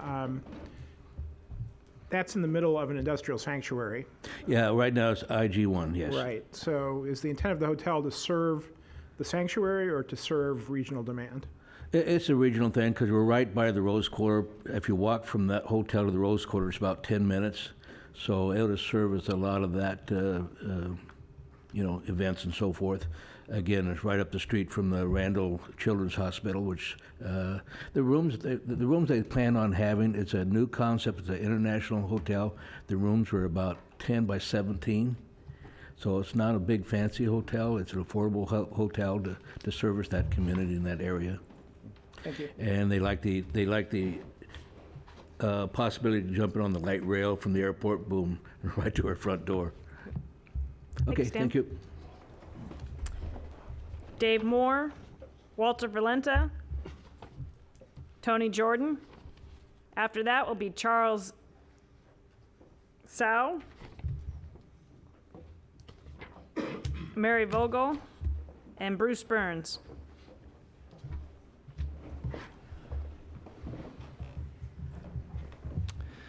So Dave Moore goes first.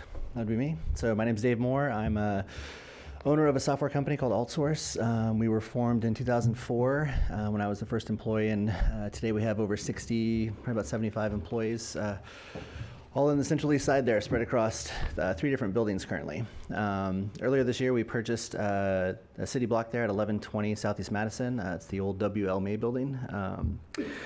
With the intent of making it our headquarters.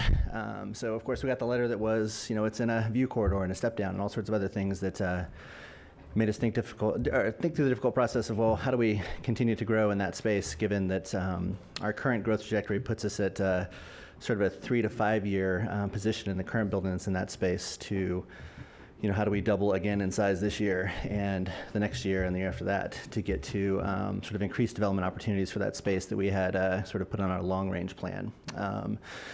So we've got a couple of attorneys that have submitted letters with, I hope, solutions to the issue. I'm sort of a fan of the, let's think about how to, maintain some of the ideas that are in the 2035 plan as it relates to view corridors, and really even just sort of as unpopular as might be the height restrictions on some of the buildings.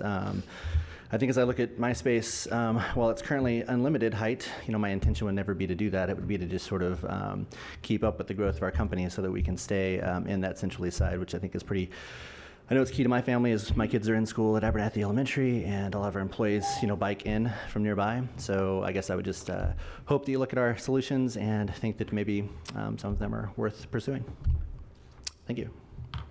Thank you.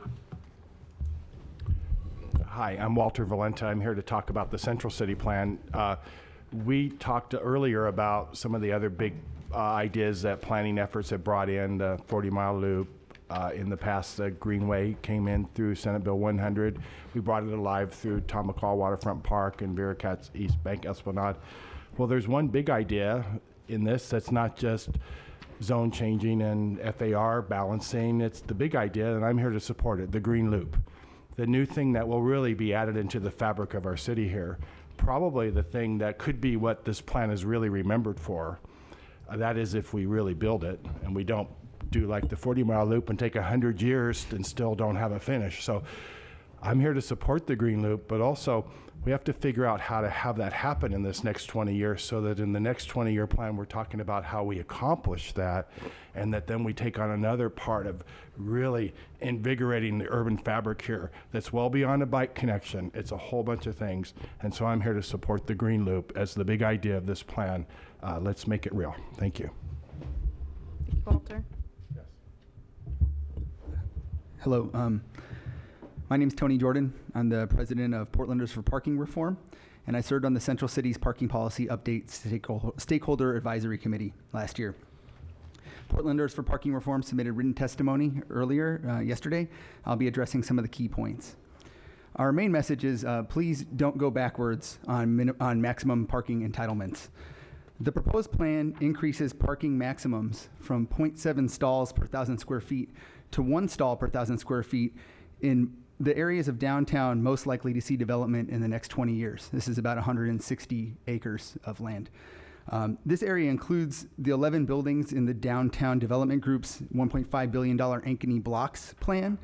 And the plan does theoretically reduce parking maximums in some areas of downtown, but only in the Sector 6, which is about 56 acres that is the Marina condo development, which probably will not be redeveloped or see additional office parking anytime soon. These proposed ratios are not supportive of the mode share goals for our city and should be much lower, not higher. The math seems to indicate that downtown ratio of around 6.6 stalls per 1,000 square feet would be needed to meet our 15% drive-alone mode share target. But even that doesn't take into account how the proposal for shared parking and mode shifts will further reduce the demand for new parking in downtown. We run the risk of overbuilding parking in the next 20 years, which would undercut our climate action goals. Don't go backwards. Set the downtown rate at 0.6 stalls per 1,000 square feet. We further recommend the city unbundle the price of parking from the lease or purchase of space in the central city. Unbundling exposes the hidden cost of subsidized parking to the end user, allowing a more informed decision for transportation options. So please require the unbundling of parking costs in Title 33, where it will be most visible to developers and more enforceable by the city. Thank you. Thank you.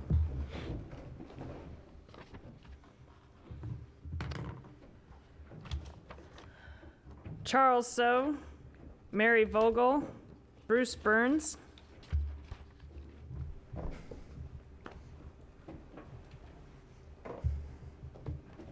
Go ahead, Charles. Good evening, commissioners. I'm here on behalf of Portlanders for Parking Reform. I'd like to provide 2 additional recommendations in addition to my colleague Tony Jordan's recommendations. So first, don't go backwards on transportation demand management, TDM. So currently, the TDM plans are required for Central City development, proposing more than 60 retail parking stalls and buildings with parking generating more than 100 peak period trips. This should be replaced with a requirement for a basic pre-approved TDM plan for new development greater than 20,000 square feet of commercial and or more than 10 residential units. Unfortunately, staff is proposing to eliminate TDM requirements in the parking code.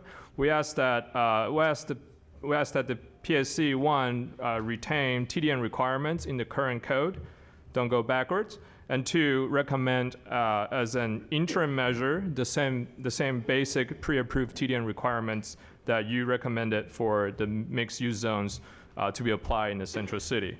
We'd also like to recommend the PSC to direct staff to bring a proposal to give Central City employees a choice for parking cash out.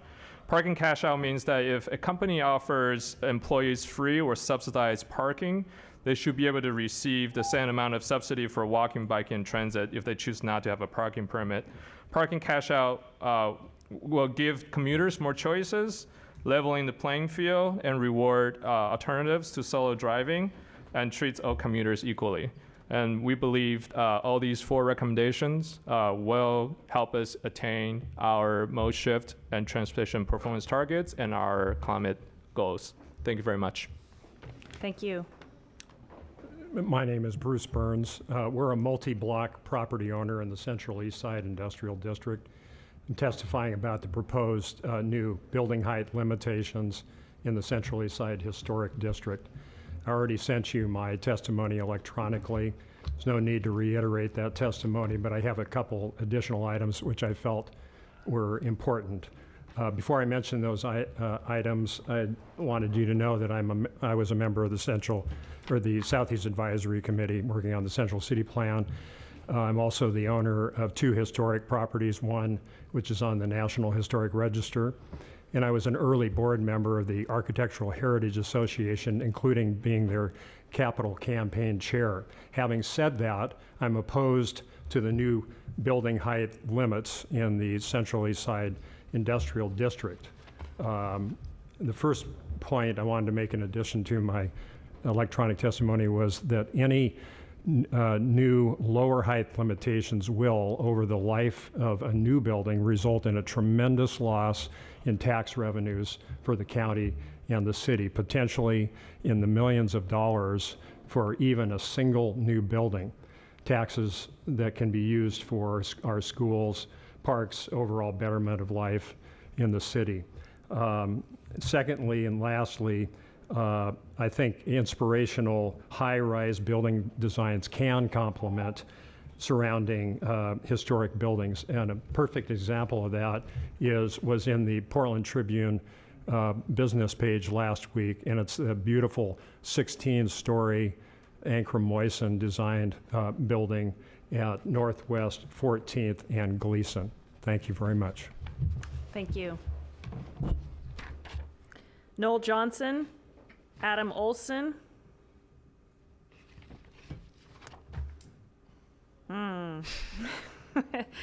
Hytham Tulin. Maybe this is Noel. And then after that will be Tim Davis, Helmut Gibbon,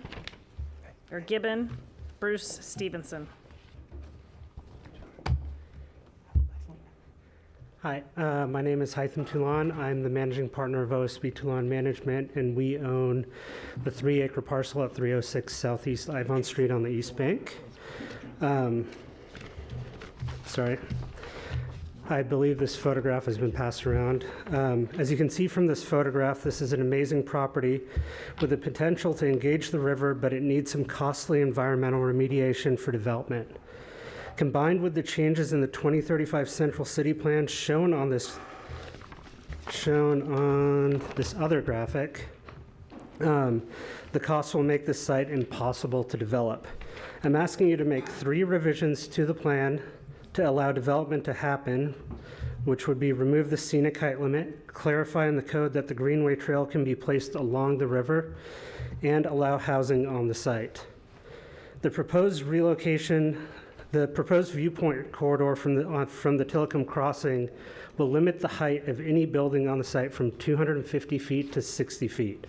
This, coupled with restricting housing on the site, leaves the property undevelopable due to significant investment needed to remediate the site.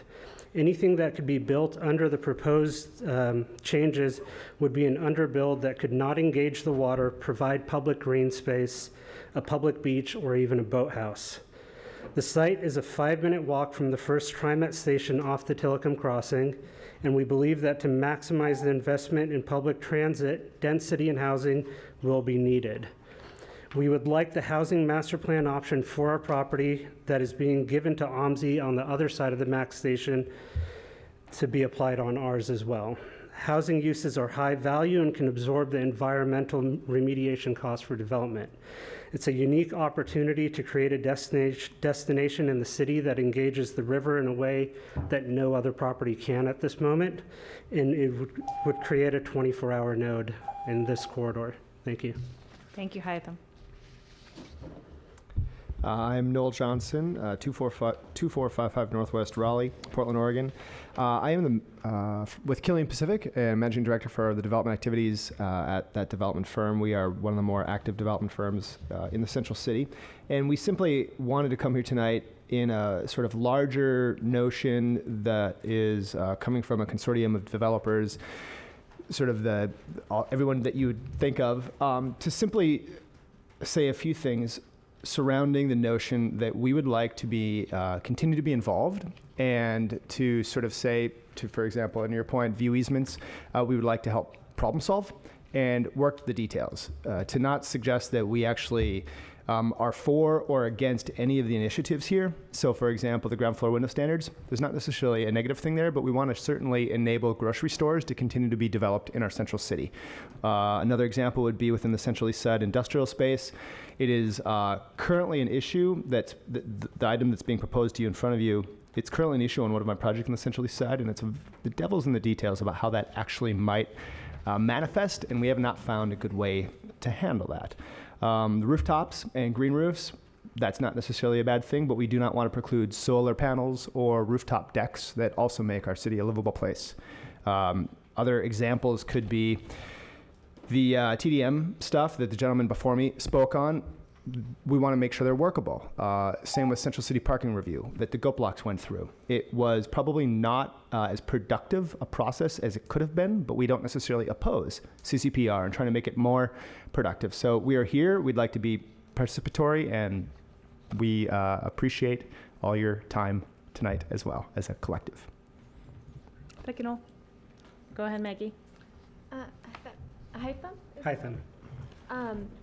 So what was on this property before, and what is it currently surrounded by? It is just the bare undeveloped property. It's 3 acres of just bare land. It's surrounded by Deeks Next Adventures Warehouse, SK Northwest, which is a Sea-Doo dealership, and then a property owned by Lindley Morden, which is Pacific Expo, and they're planning to redevelop as well. Thank you. Thank you, gentlemen. Adam Olson, Tim Davis, Helmut Gieben. Might be Gieben.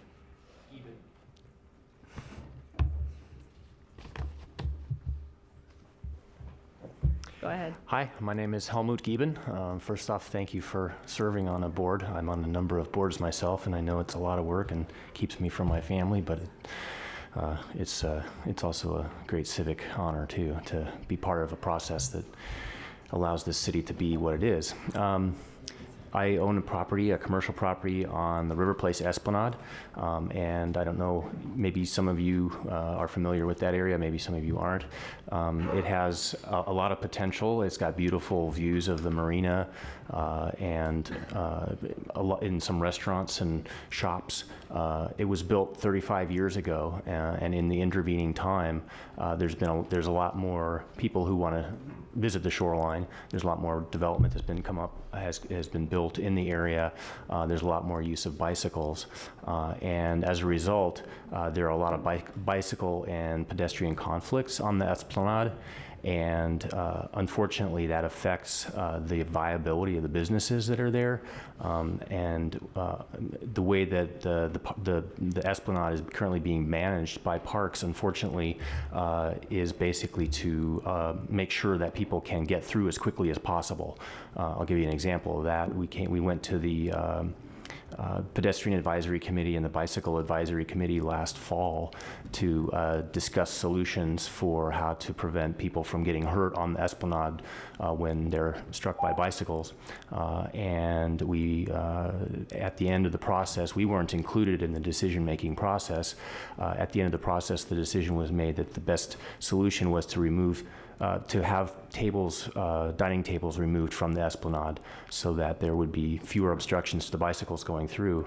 That's an example of the way that the current planning unfortunately shows that area as a transit corridor, essentially the Willamette Greenway. And as a result, it's not very likely to become more of a destination. Thanks. Thank you, Helmut. Mike? Yeah, I'm a little confused because every time I've gone, you're talking about River Place. Yeah, There River were Place. signs that say "Walk your bicycle." The bicycles were discouraged. When was that? I've been here for many decades. No, we've been asking for that to happen. That's interesting. I was just curious. They used to have that. They used to have signs. I remember Yeah. that when my son was little and we would ride down there. Right. Okay. Apparently that the Parks has been asked by the bicycle community to not make any restrictions there. Right now, the only signs that are there are yield to slower traffic, which is not a real commonly seen sign among bicyclists. So most bicyclists use the protocol, ring your bell on your left, but that creates an environment that's not very conducive to relaxing, enjoying, shopping, dining on the waterfront. Okay. Thank you. Thanks. If I could just follow up on that. Sorry. I don't have the classification maps in front of me, but from my use of that area, I believe that there's a designated bikeway on the other side of the athletic club, right? That's correct, yes. Yeah, Mhm. which if you were in a hurry on a bike, you'd probably choose to use that rather than go through the Esplanade. So it seems like a similar conflict that we're trying to manage in Waterfront Park, where we've got obviously the seawall path, but we're also trying to build better NATO, so there's a protected bike facility on NATO. So I wonder if part of the answer is having a more attractive facility for certain classes of cyclists nearby that would attract them rather than trying to repel them from your area. Right, yeah, no, I think having a trail, there's enough room to put another trail, a dedicated bike trail along between the existing Esplanade and the marina. There's actually enough room there to put a dedicated bike lane, trail, but I don't think that's part of the plan at this point. Okay, thank you. Mm-hmm. Thank you. Thanks. Bruce Stevenson, Kate Laudermilk, Kyle Johnson. I go on the other side of the. After that will be Phil Richmond, Go on the other side. Nolan Leinhart. Oh, John. Southgate. There we go. Thank you. Starting to worry. Go ahead, gentlemen. Hello, my name is Bruce Stevenson. I serve on the Pearl District Planning Committee, and I'm speaking on behalf of Carolyn Sealkotz, the Executive Director of the Pearl District Business Association. I would like to direct your attention to Chapter 1, Comprehensive Plan Policy 1.19, which states, use area-specific plans to provide additional detail refinements applicable at a smaller geographic scale within the policy framework provided by the overall comprehensive plan. A policy or a point of clarification should be added to delineate that use area-specific plans will guide decisions of the Portland Development Commission. I say this because the PDC plan for Centennial Mills, and I'd like to quote the Pearl District Planning Committee minutes from March 1st, removed the original requirements for open space and public activation. Myself and other members of the committee were flummoxed by this decision because it contradicts the North Pearl District Plan, which the comp plan identifies as an area-specific plan adopted by ordinance. To quote the North Pearl District Plan, the Centennial Mills redevelopment project underway by PDC will result in the creation of a vibrant mixed-use development that promises to be one of the great attractors in the Pearl District and the city as a whole. Key to this endeavor is providing, quote, a network of access corridors, plazas, and urban space features along the waterfront. Provision of, quote, additional waterfront parks and open space is also called for in the North Pearl District Plan. Again, given the discrepancy between stated policy and the PDC plan for Centennial Mills, there should be clarifying language to ensure that area-specific plans adopted by ordinance are followed. Finally, it might be wise to recall the Olmsted Brothers 1903 Park Plan. All agree that parks not only add to the beauty of a city, but to the pleasure of living in it and to enhancing business prosperity. Thank you. Thank you, Bruce. Go ahead. Hello, my name is Kyle Johnson, and I live at 1509 Northeast 10th Avenue in the Lloyd District in a 28-unit apartment building that has 0 off-street car parking and is working just fine. I'm also a business owner in the South Waterfront. 4 years ago, I started a bicycle repair shop at the bottom of the tram where about 100 to 200 people would park their bikes every day. Today, between 400 and 600 people park their bicycles every day in a space that would accommodate about 20 cars. So just think about that. 600 people parking in a space that accommodates 20 cars. And I wanted to sort of speak in favor of the Green Loop portion of the Central City Plan and how I see that as very important to continuing active transportation in Portland. I think one of the biggest successes of the tram and why we've been able to increase the number of people riding their bikes is because it's a very marketable and visible representation and encouragement to get people to ride their bicycles. And I think that the Green Loop sort of carries on that sort of marketability of an active transportation corridor that's very accessible and sort of easy to comprehend. And very usable for other people. And so I just want to voice my support for the Green Loop and also for the Portlanders for parking reform. I think that they have some good ideas too. Thank you. Thank you, Kyle. Appreciate it. Kate Laudermilk, Phil Richmond, Nolan Leinhart. If there's anybody who would like to testify, please fill out a testimony card in the back of the room and bring it up to Julie, please. Thank you. Please go home.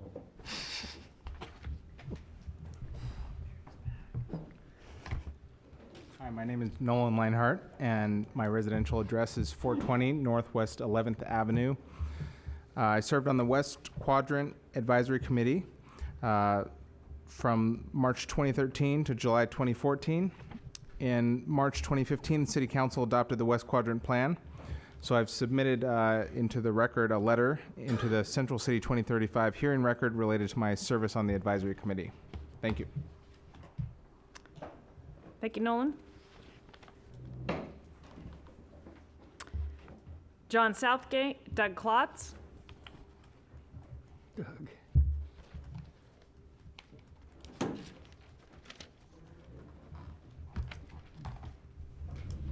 Go ahead. Hi, excuse me, I'm John Southgate. 1020 Southwest Taylor Street, number 440.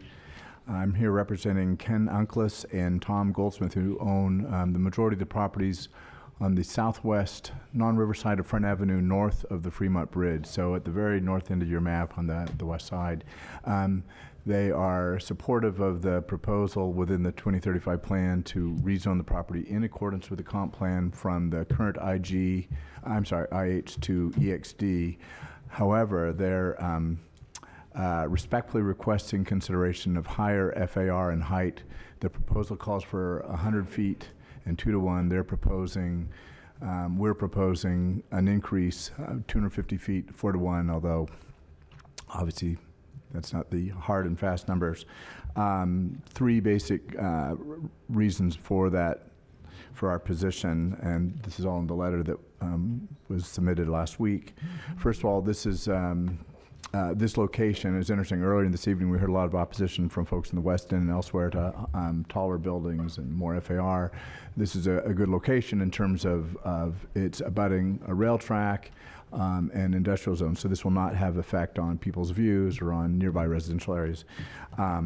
Second, I think broadly speaking, there's a pattern of stair-stepping height and FAR from the river. It's not utterly consistent, but generally there's lower building heights and FAR along the river, and then taller buildings and heights as you pull away from the river. And then also the somewhat an irony that the current zoning, IH, does not have FAR or height caps. The proposed EXD would, so it seems somewhat at odds if one of the goals of the EXD zone is to promote richer mix of uses, supporting our goals for more density in the city. So, and I'd also like to say, as one who sat on the other side of the table over the decades, thank you very much to Nicholas Starin for his help in this process. You have wonderful staff. I hope you know that. Thank you, John.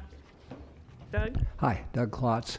I just happened in here and heard my name mentioned. As I was, yes. Someone signed you up? No, the fellow from River Place there mentioned that he went to the Pedestrian Advisory Committee and they told him to move the tables out of the way, and that happened to be me. But actually, I was down there and looked at that. There's the buildings, there's a wide path, and then there's street trees, so to speak, set in the sidewalk or toward the bank. And I thought if you could put the tables between the street trees, then it wouldn't impinge on the path, and still you'd have the tables, and you could have enough room for pedestrians and bicycles to pass there. It is true. I looked at, okay, could you go down that bank and build a path there? Yeah, I mean, it'd be lots of retaining walls, or you'd build a bridge, so it. But that was a suggestion I made. Put the tables across from the buildings between the street trees, and then you can use the full width. Thank you. Thanks, Question? Doug. Looks like we have some questions. Go ahead, Jeff. John, could you describe it? Where's your north of Fremont Bridge and west? On the non-river side of Front Avenue, it's kind of southwest side, so it's across the street from T1, across Front Avenue, and it's not Nadeau Parkway there. It actually is Front Avenue north of the bridge. Dockside, is that where you Yeah, live? exactly. Right. Yeah, really close to the dockside. So you're just south of the dockside? Actually, just north of it. You're north of the dockside, the new apartments. And there's one property that was already rezoned to EXD through a quasi-judicial process last year, but so. Okay, thank you. Thank you very much. I am out of testimony cards. Yay. If there's anybody who's here to testify, stand up now. Doesn't look like it. Okay, so we're going to wrap up this item for this evening. The hearing will continue on to August 9th. So for those of you who patiently waited just to listen to us, great. For those of you who have friends who didn't get to testify, please let them know to submit testimony or show up on August 9th. Thanks, Julie. And wow, guys, we have one more item. Mixed use zones. Barry, thanks for coming back. Too much. Yeah. We can take a break. Great. Thank you. We need a couple minutes to set up. Perfect.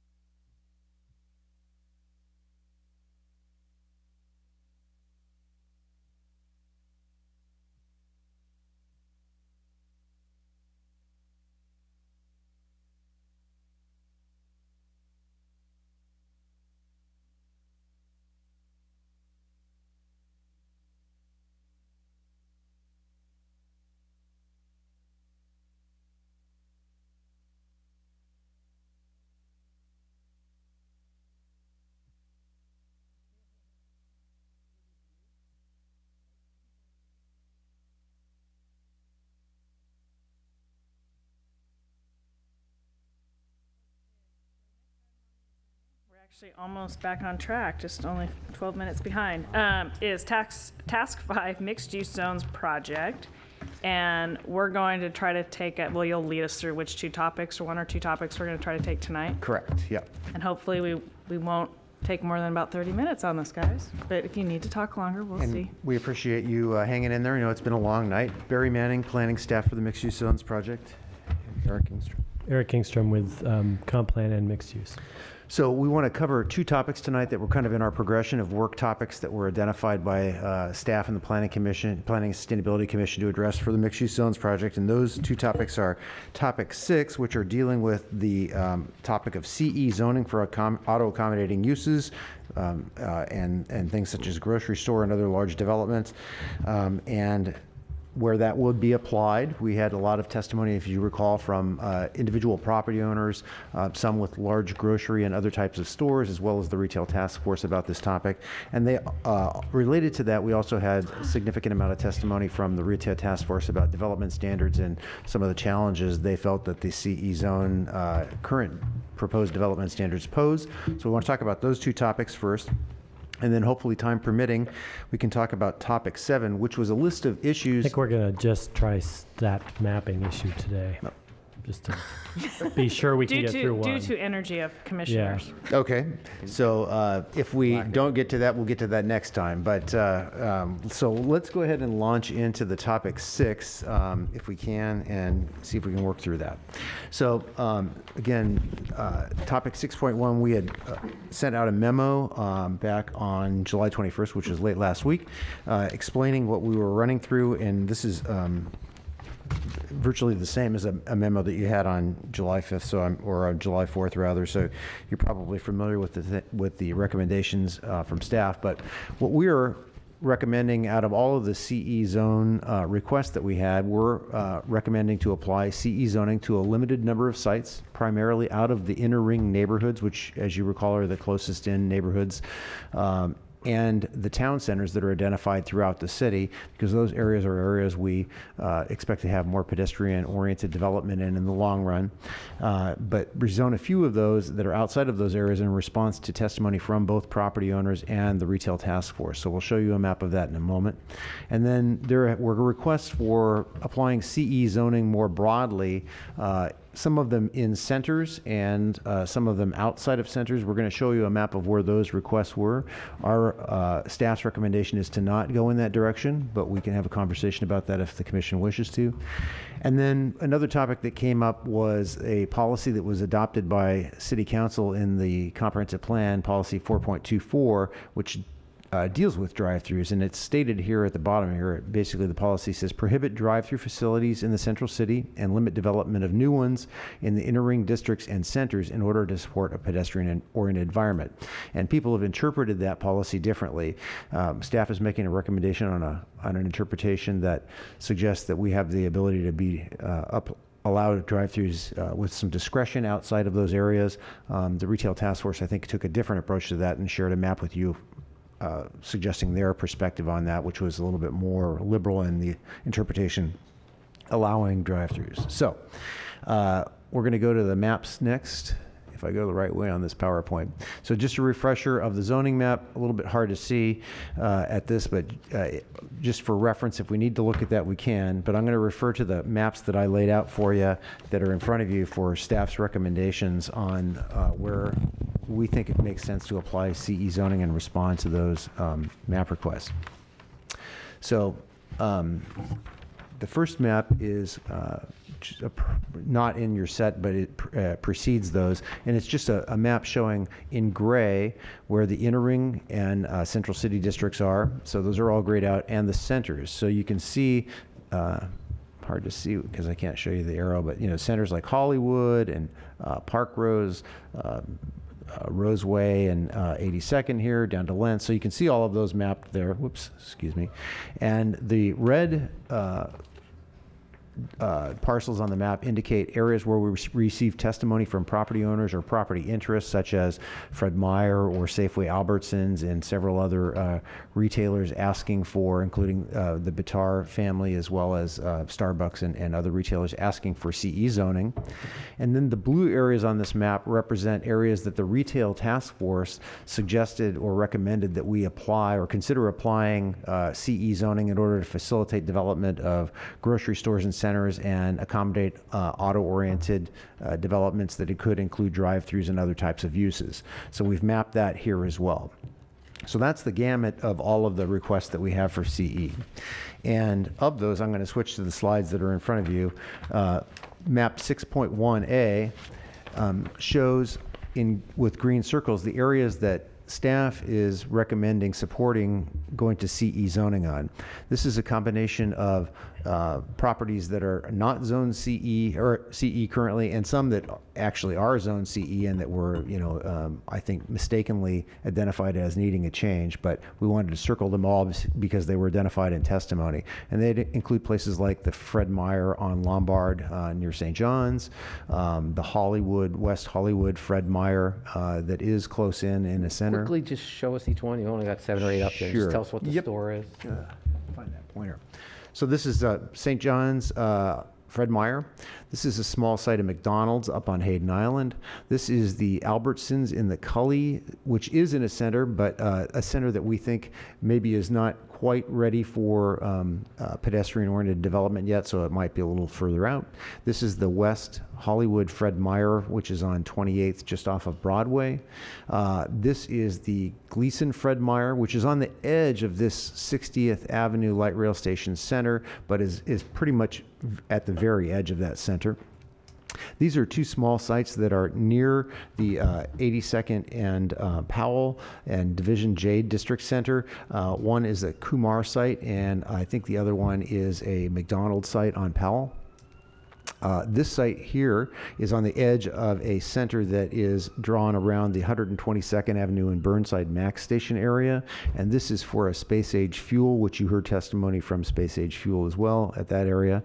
This red dot here is a Fred Meyer at 148th and Division, and this is another individual property request on the edge, very edge of a center at 162nd and Division. So that's the locations that staff is suggesting that we definitely should go to CE on.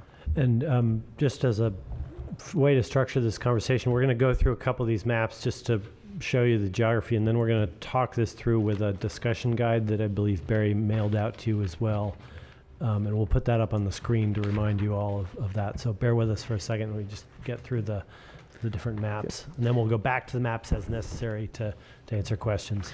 So that's our recommendation 6.1A. The next slide here shows 6.1B, which just adds a few more circles that are colored in purple to the map.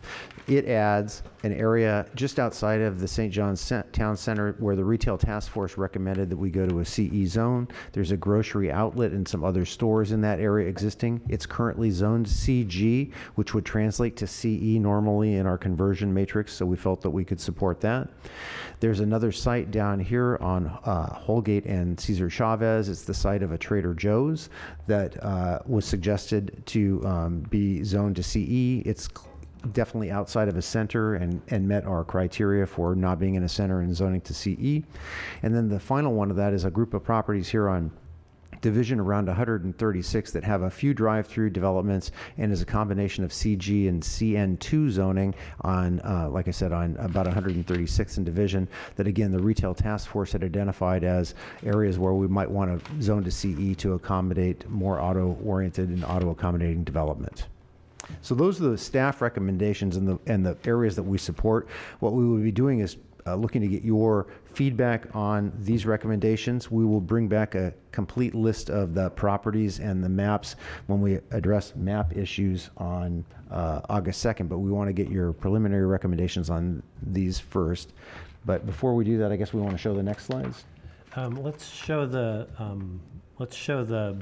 discussion guide just so we can introduce that first. Okay. And then if there are questions about the geographies, we'll flip through those slides. Okay.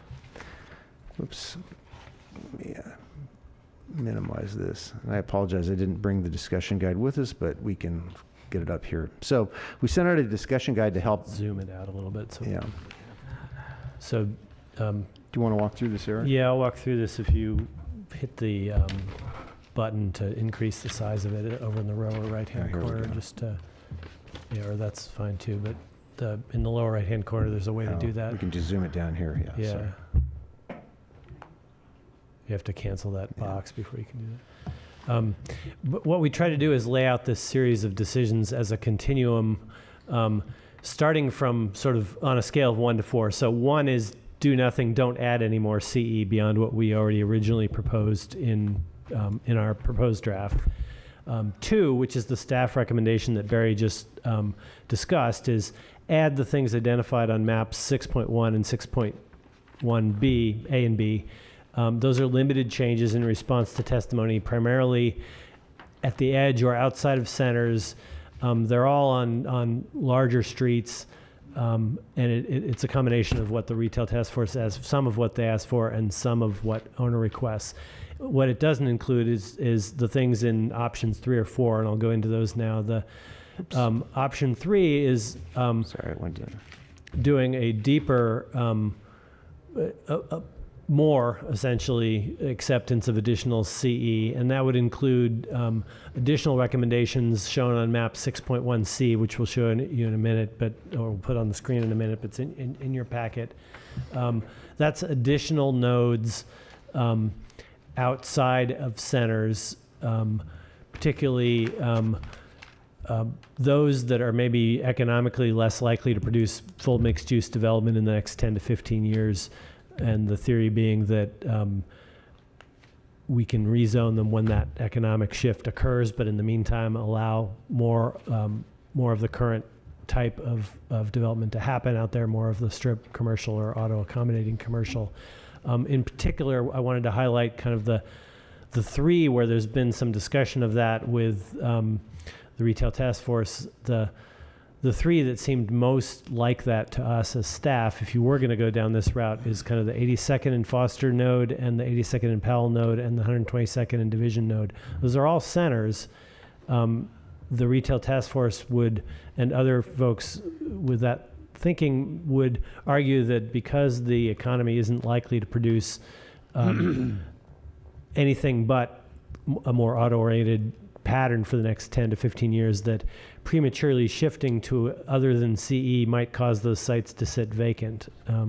You heard some discussion from Commissioner Baugh at the last meeting when we discussed this, and he's not here, so I'll maybe reassert his assumption, which was, from his perspective, I think he was saying that might be okay because that would create the space for community to figure out how to use those sites in other ways. That he wasn't buying the idea that no economic activity would happen. It just means that it wouldn't be drive-throughs or more auto-oriented traditional strip development. So that's number 3, is to provide more of that territory for that use, particularly on a temporary basis for the next 10 to 15 years. And again, I guess I would reiterate, staff's not necessarily recommending those. Yeah, we're not recommending that approach, but we want to make sure you've seen that approach. And then option 4 is, I guess, what we'd characterize as the most responsive to this testimony, which would, in addition to what I just said, you would also do a more systematic change of both CM1 and CM2 areas that are outside of centers and corridors and out of the inner ring neighborhoods. You'd more systematically look at those areas and change them to CE, and that's staff's recommendation on that, if you went that path, would be what's shown on map 6.1D. Basically, both of them are labeled 6.1D, but one deals with CM1 and the other deals with CM2 areas that would be shifted to CE if you took that approach. So I think maybe the way to discuss this, and we can return to the maps briefly to go through those other options, but the way to discuss this is we want to get the temperature of the commission on where do you want us to land in terms of 1 through 4, in terms of the extent of our accommodation and response to this testimony. Again, 1 being no changes in response to this testimony, 4 being most of the changes in response, and we've recommended you pick 2. So you want to start at the top of the list, Eric, or you just want to start with staff's Yeah, so go back to the We maps can go back to the briefly maps, and yeah. just let's run through the maps quickly before we get a discussion. Okay. Yeah, no, it's all good. I just have a clarifying question, probably mostly due to me being tired and then missing or coming and going out of our last work session on this due to being on the phone. Could you try to explain, is Andre saying he's in support of 3 or? No, he was actually arguing against further expansion of Got CE, and his take was that it was inequitable to just relegate East Portland to drive-throughs and McDonald's because he thinks the community could do something better with the land, and even if it's vacant for a little bit, that's okay. It was a community control equity argument, I think. If I could add to that, And that though, I makes think sense to me. the other point he was making, because we were discussing the topic 5, where we were staff had proposed to make an allowance for existing drive-throughs, allowing them some flexibility or more flexibility to rebuild, kind of giving them a conforming status so that they could rebuild. And I think his comments were in response to that as well as the CE. So he was And speaking so on both those topics. We'll talk about the code again on the 9th, but Okay. tonight, just regarding the map, that his comments were relevant to that. So map 6.1B, which Can I have- go ahead. It'll help me think about this. So the difference between a pedestrian and an auto accommodating grocer, is that the setback that makes them different? Very little difference between how our development standards work in both the CN2, or CM2 rather, which would be the more center-like zone, and the CE. We want those buildings to come close to the street. They would be built to accommodate pedestrians and transit users, so we'd like to bring them close to the street. We're not allowing large setbacks with parking lots, except in the instance where we have a very large building, and that's topic 6.2, where we're talking about alternative setbacks for very large retailers over 60,000 square feet. So we'll get to that in a moment. But for most developments, they would need to be close to the street. So very similar. The biggest difference is that the CE zone allows more flexibility for uses like gas stations or restaurants with drive-through facilities, which many of the grocery retailers suggest that they need to operate economically in some of the outer markets where there's not as much viability financially for other types of development. So like a Fred Meyer with a gas station? Yeah, a lot of the groceries are going to a standard where they include a gas station. Or if you can imagine at 122nd and Gleason, I think there's a fast food restaurant on the corner that's in conjunction with a Safeway that's there. So the Trader Joe's on Holgate and Cesar Chavez, if it goes to C, so they want to move to CE. That's the request of the retail task force to consider that site. So if they go to CE, I mean, it's not a giant parking lot. Like, I'm just. Yeah, I mean, the trying to consider what they existing would be Trader able to Joe's on do. a site like that has some non-conforming development aspects because of the orientation of the building. So that shift to CE wouldn't change very much, but it would open up possibilities on that site for gas or drive-through facilities if they so chose in the future. And we recommended okay with that one because it kind of fit our criteria for a narrow application of this, which was to apply it to sites on the larger streets that are away from centers and some of those larger sites and nodes. And that's different from a more aggressive application where it was almost everywhere outside centers. Okay. So it might help to just go through the maps that we haven't shown you yet to make sure you understand those The different geographies. levels. So this map again was the Staff recommendation essentially was a limited number of sites that Barry already went through. So I think I understand the logic of this map in terms of things being on the edge of the centers. The Hollywood Fred Meyer kind of confounds me because that's smack dab in the inner ring, and in a place where we're going to see intense development, and Grant Park Phase 2 is going to come along. Why would we want CE zoning in that location? The main reason we kept CE zoning in that location and suggested retaining that is it's currently zoned CG, very large site, I think over 10 acres, and the development on it is relatively recent, and we felt that it was probably appropriate to maintain that one. It wasn't like the Hawthorne Fred Meyer where we have CS zoning out it already, and we've got a very kind of urban situation. That one's much more set back and definitely more of a suburban kind of a layout in the middle of a neighborhood. It's an interesting site, but we felt that site could stay CE for a while. The comp plan would allow for it to move to CM2 or even I think CM3 in that location if the property owner wanted to develop it in the future. Right. Well, when you produce your streetcar memo, it's going to say that that's a CM3 candidate if there's ever a streetcar line along that corridor, right? So, Correct. Yeah. There's no gas station there now. I mean, would we want a gas station on that site? That doesn't make a lot of sense to me. I don't know what my colleagues think. I happen to agree with you, Chris. Go ahead, Gary. A couple of questions, I think. There seems to be a pretty bright line between option B and option C. And am I understanding that the Retail Advisory Committee they were more aligned with option C, but staff, you're not recommending option C? A, is that correct? And B, can you talk through the rationale about where that decision is if the Retail Committee believes that there's not really much chance of those developing a pedestrian-oriented environment in the next 10 years? Why hold to that standard? So I think the Retail Task Force and many of the owners are more aligned with 6.1C and potentially 6.1D, which is expanded even further in support of that policy. So I think they're at that more and most end of the spectrum. So this slide that's up there now is the 6.1C, which is the one that shows the centers where there's been requests for some application of CE zoning. And staff's take on this is that, we are trying to foster these places as more pedestrian-oriented centers.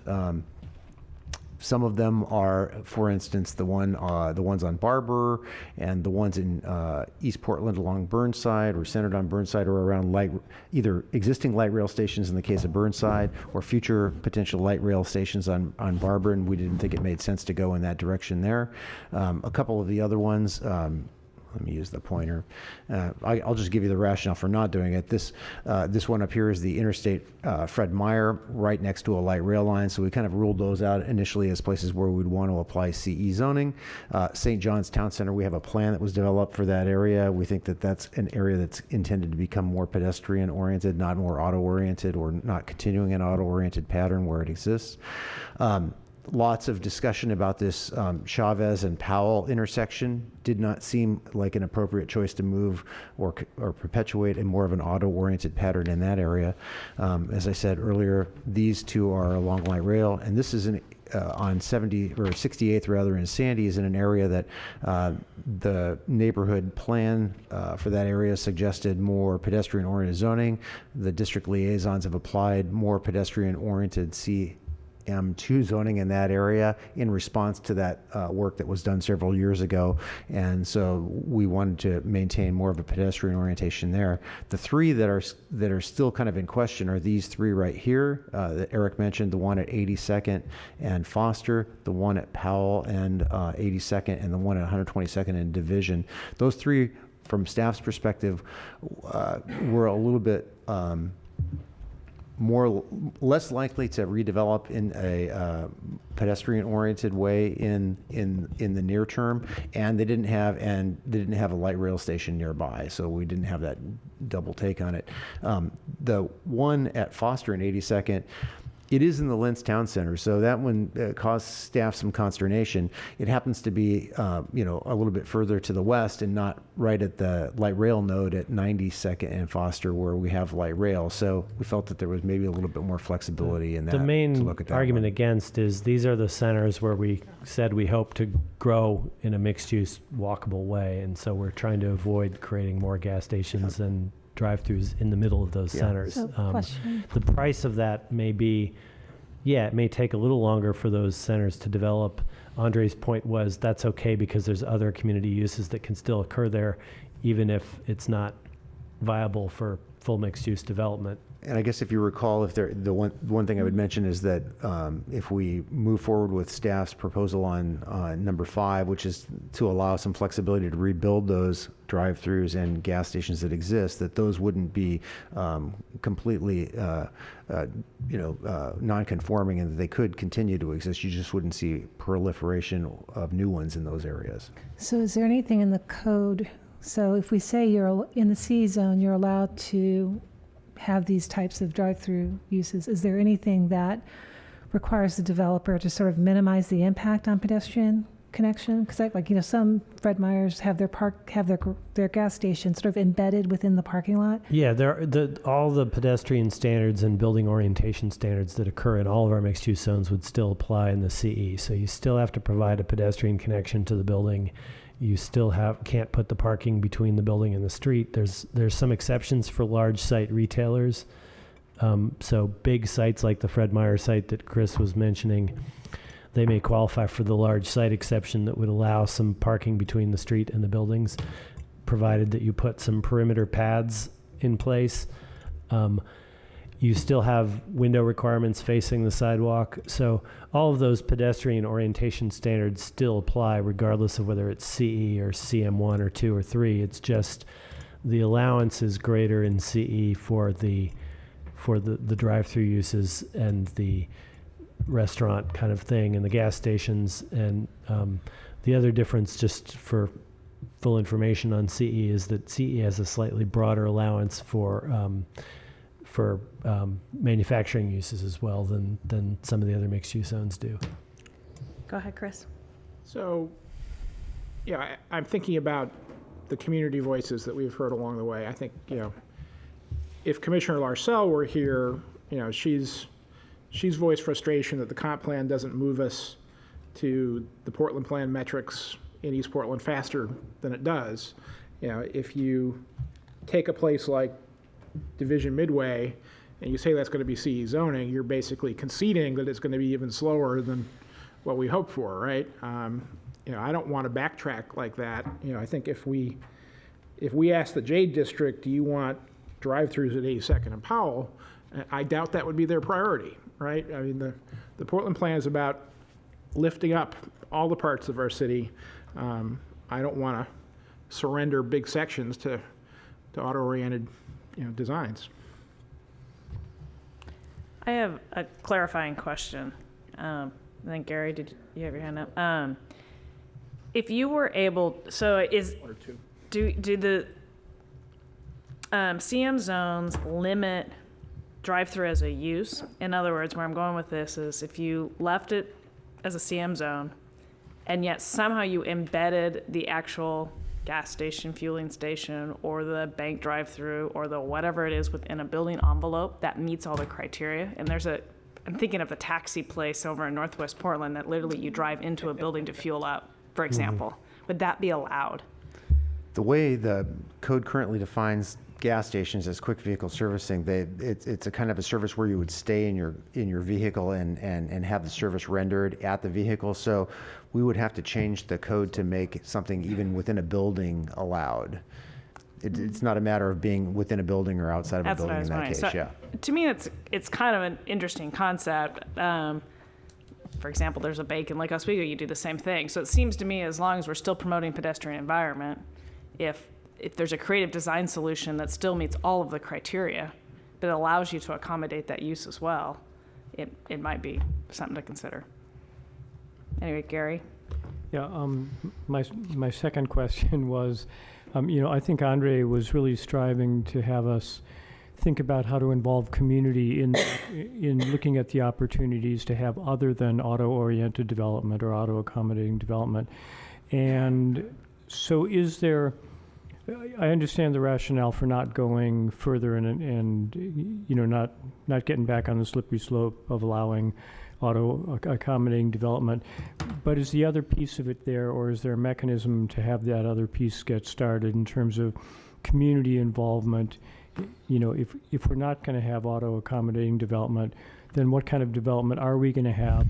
Understanding that the retail or that the economic viability of pedestrian-oriented development is probably 10 years out or so. Well, we do in some of these nodes have, like the Lentz area is in an urban renewal district, and there are sort of essentially mini urban renewal districts, the NPI areas that occur in several places that are affected by this question. So, where there's that PDC urban renewal or light urban renewal involvement, there is that mechanism through that work.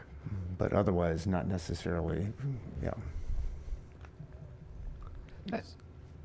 Eli, did you have your hand up? I did, but I heard. Okay, Eli and then Jeff. Okay. The two sites I'm most familiar with are the Albertson site and the Fred Meyer site in the staff proposal batch. And I'm curious, would the default zoning be CM2 for those sites? And if that's the case, one, it sounds like the code language already allows rebuild of drive-throughs. I know at the Albertson site there's a gas station there. And so my instinct is to say they don't need the CE zoning because they could still rebuild. And I think that long-term that should be a higher intense use for that site. The question I have is, I guess, whether that is the correct, what the other zoning would be if you don't go with the SAP proposal, what it would be? Yeah. Okay. The CM, it would be, it's currently proposed as CM2 on the Cully Albertson site, and I believe it also is. Maybe 3. I think it's actually, we're proposing CE on the Fred Meyer site in Hollywood. I could double check that. Yeah, the Fred Meyer site is currently CG. Sorry, I meant the one on so Interstate. Interstate. That one's actually it's currently CM3. EX, which translates to CM3, so very intensely urban pedestrian red zone. So the question I had is, for large, what's the cost or process to switch from CE to CM3 after this whole comp plan's, after the zoning code is done? It's a zone change request, so you have to show that you're applying to that the zone you want is the right zone given the situation, and you have some service availability criterion that you have to meet in terms of is there a transportation issue or sewer, water, or anything like that. So it's tens of thousands. So 20 grand. Yeah, it's in the tens of thousands in terms of application fee and maybe attorneys or so decent cost, but for these large sites. 6 months of time? Oh. Yeah, any kind of land use review, you're talking 120 days to 6 months in that time frame. But again, it's adequacy of public services. So for these kind of big sites,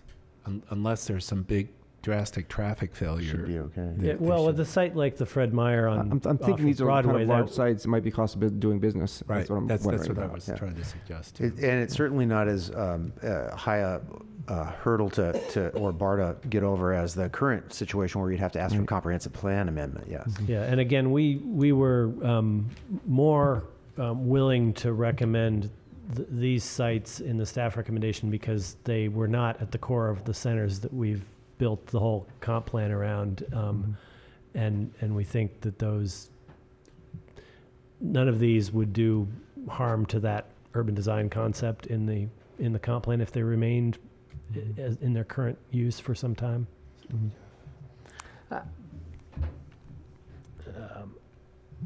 I'm trying to understand where the retail task force is coming from, and I'm skeptical. We know that large chain stores are the last to adopt to newer urban forms, and they sometimes have to be forced to do it. But they make an argument that people want these lower priced food stores, the Wincos.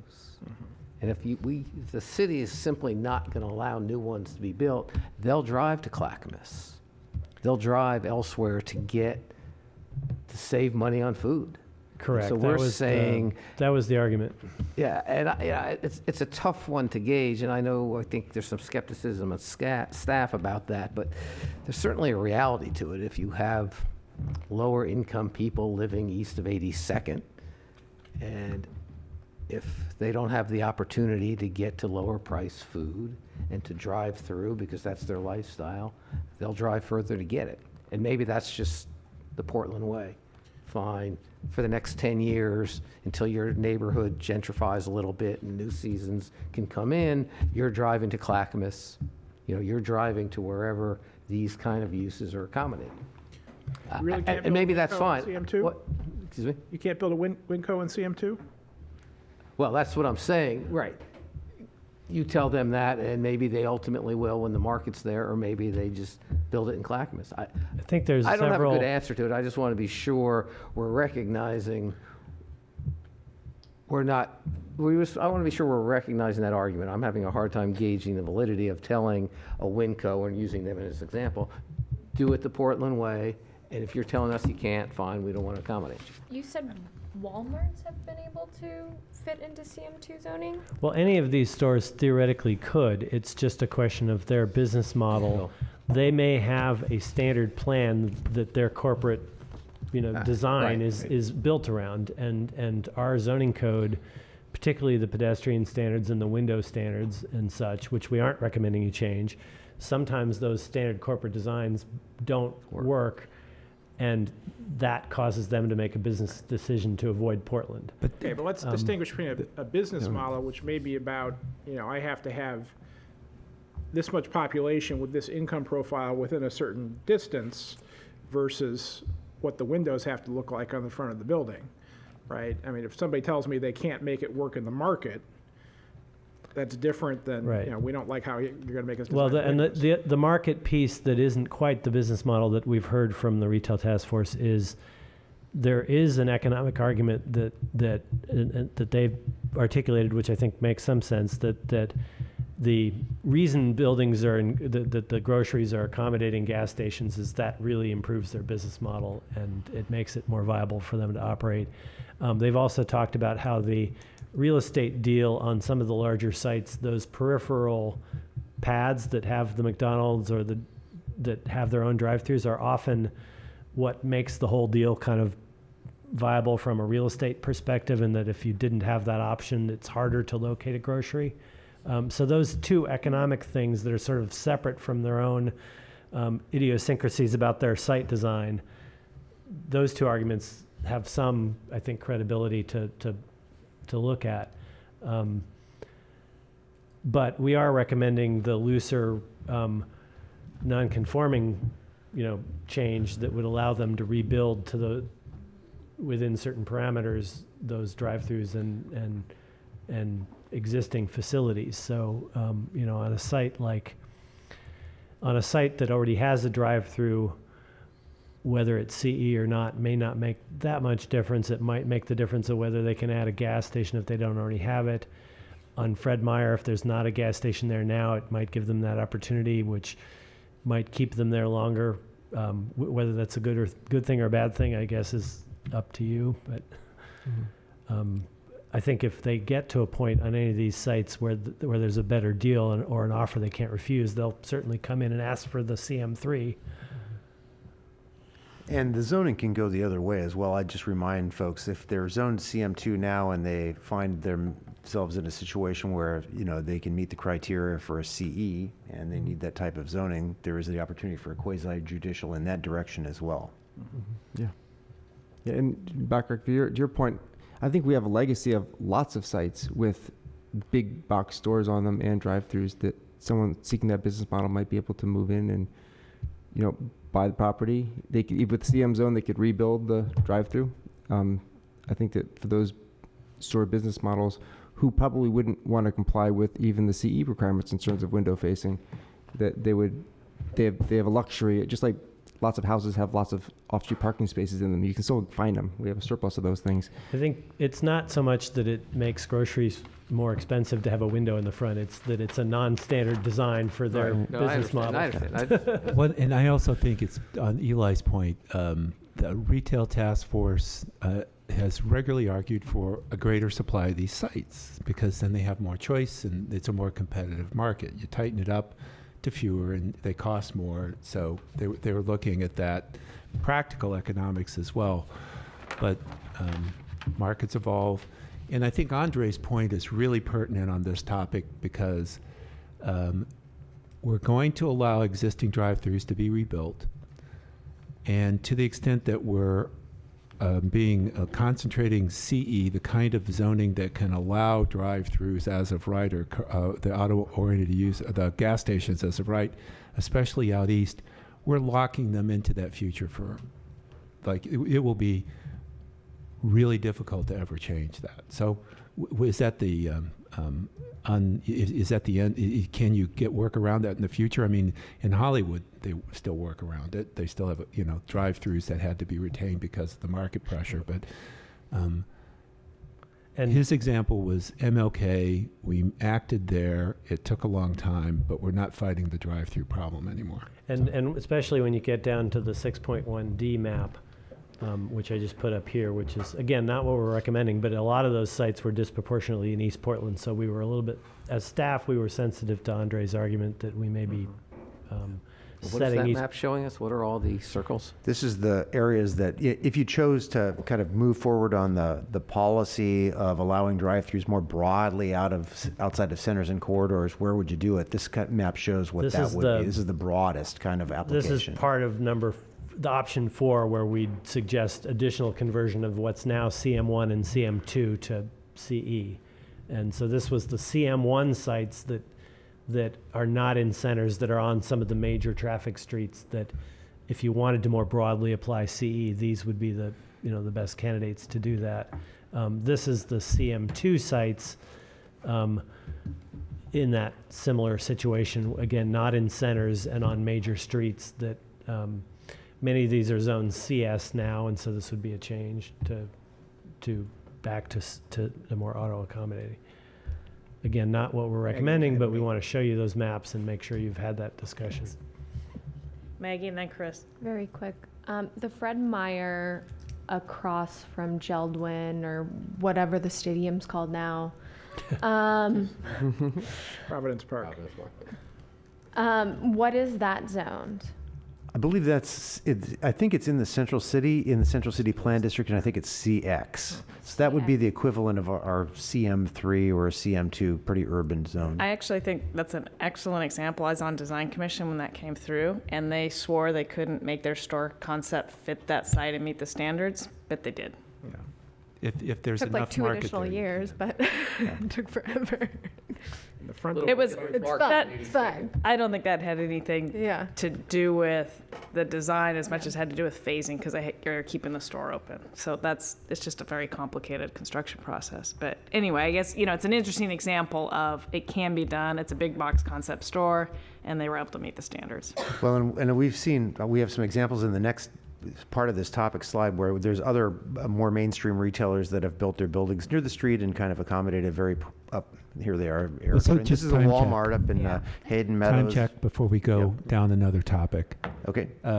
Is there a way to get this to a point where we can get some guidance tonight? Because I don't think we can productively stretch this out much longer. So I'll defer to the chair in terms of what motions are made, but again, it was sort of on a continuum of 1 to 4. Where do you want us to? So I'm trying to get a nuance in that scale, if I get my question in. So if we could go back to map 61B. Okay. Tell me the nuance between the pink and the green here. What made the pink slightly less desirable? The pink, not necessarily slightly less desirable. They were just retail task force recommendations as opposed to property owner But you didn't requests. recommend them, right? You're okay with the green, you're not okay with the pink. No, No, we're we're okay with the both. pink too. We thought that the pink could be justified. The only and reason, supported. the only color difference is the source of the request, Correct. not our recommendation. I see, okay. All right, well then, so I'll throw out a suggestion, just so people have something to shoot at. This map, less the Hollywood Fred Meyer and the Cully Albertsons. That would be my suggestion. So a slightly lighter version of 2 as staff. Right. Gary? So what is the status of gas stations and other drive-throughs in central city areas? And I'm thinking like along Northwest 21st, there's a couple of gas stations. There was one on Northwest 17th. What's the status with those? They're existing, they're operating, and they're non-conforming, and they've been non-conforming for many years. And because those examples are in And centers, will they be non-conforming forever? because those examples you just listed are mostly in centers, those would continue to be non-conforming. Yeah. Okay, but what happens when they need to rebuild? If they tore them down, they'd have to go away in those But the one at situations. 21st and Lovejoy was completely redeveloped a few years ago. The non-conforming development allowances are flexible enough to allow pretty substantial rebuilding as long as you don't go to complete destruction of the tanks site. and pumps are You in the leave same one place, but wall the up and building you're is different. okay. Pardon me? You leave one wall up and you're okay, It's basically. that kind of There's a thing. phasing way to do it, and which is one of the reasons we're proposing to go to a straightforward. If you have one now, you can kind of scrape the site clean and rearrange it in a more logical way. Because, Except if you're in one of those Main Street center overlay zones. yeah. Now, the reason I was asking is that in well-off neighborhoods, if you allow access to gas to continue to be a feature of well-off neighborhoods, but you're prohibiting it in outlying and lower-income neighborhoods, that becomes an equity issue for me. But it sounds like that's And I not think we're happening. treating them the same way in both, in this case. Okay, so can we just maybe go back to Chris's proposal and just general temperature on that discussion? It's hot. It Yeah, it is. So remind me the rationale behind CM2, CM3 in Cully? Because Right. So, staff did not recommend. Yeah, so my thinking is, this is, with the two, removing the two exceptions I called out, and I'll talk about them, this is stuff that is basically outside or on the edge of centers, and I'm willing to live with the drive-throughs there. The Hollywood Fred Meyer prime inner ring site should not be auto-oriented in the future. The Cully Albertsons, we worked really hard here a couple of years ago to do the Cully plan to get more retail into Cully. And their main street should be a pedestrian-oriented street. And so that Albertsons ought to get more pedestrian-oriented over time. So Chris just did what I was going to ask, which is to justify those two, and I'm feeling good about it. I like that mix. Can I ask about I was thinking of adding to the list the interstate Fred Meyer. It's already not. It's not, we're not proposing that one to go to CE. Oh, I'm sorry, I missed that. Okay, Doesn't have a circle on it. thank you. Yep. I'm supporting that idea. We seem to have kind of some general support for that, so So it's a modified 2. modified 2. Okay. Good. And I think we'll call it a And night yes, then. please. Dang, I was With just ready that- for the next one. I'm sorry. I appreciate your energy, Gary. Yeah. With that, we're adjourned. Okay. I said Gary Barry. Can't even speak. That late. Stuff I do not want.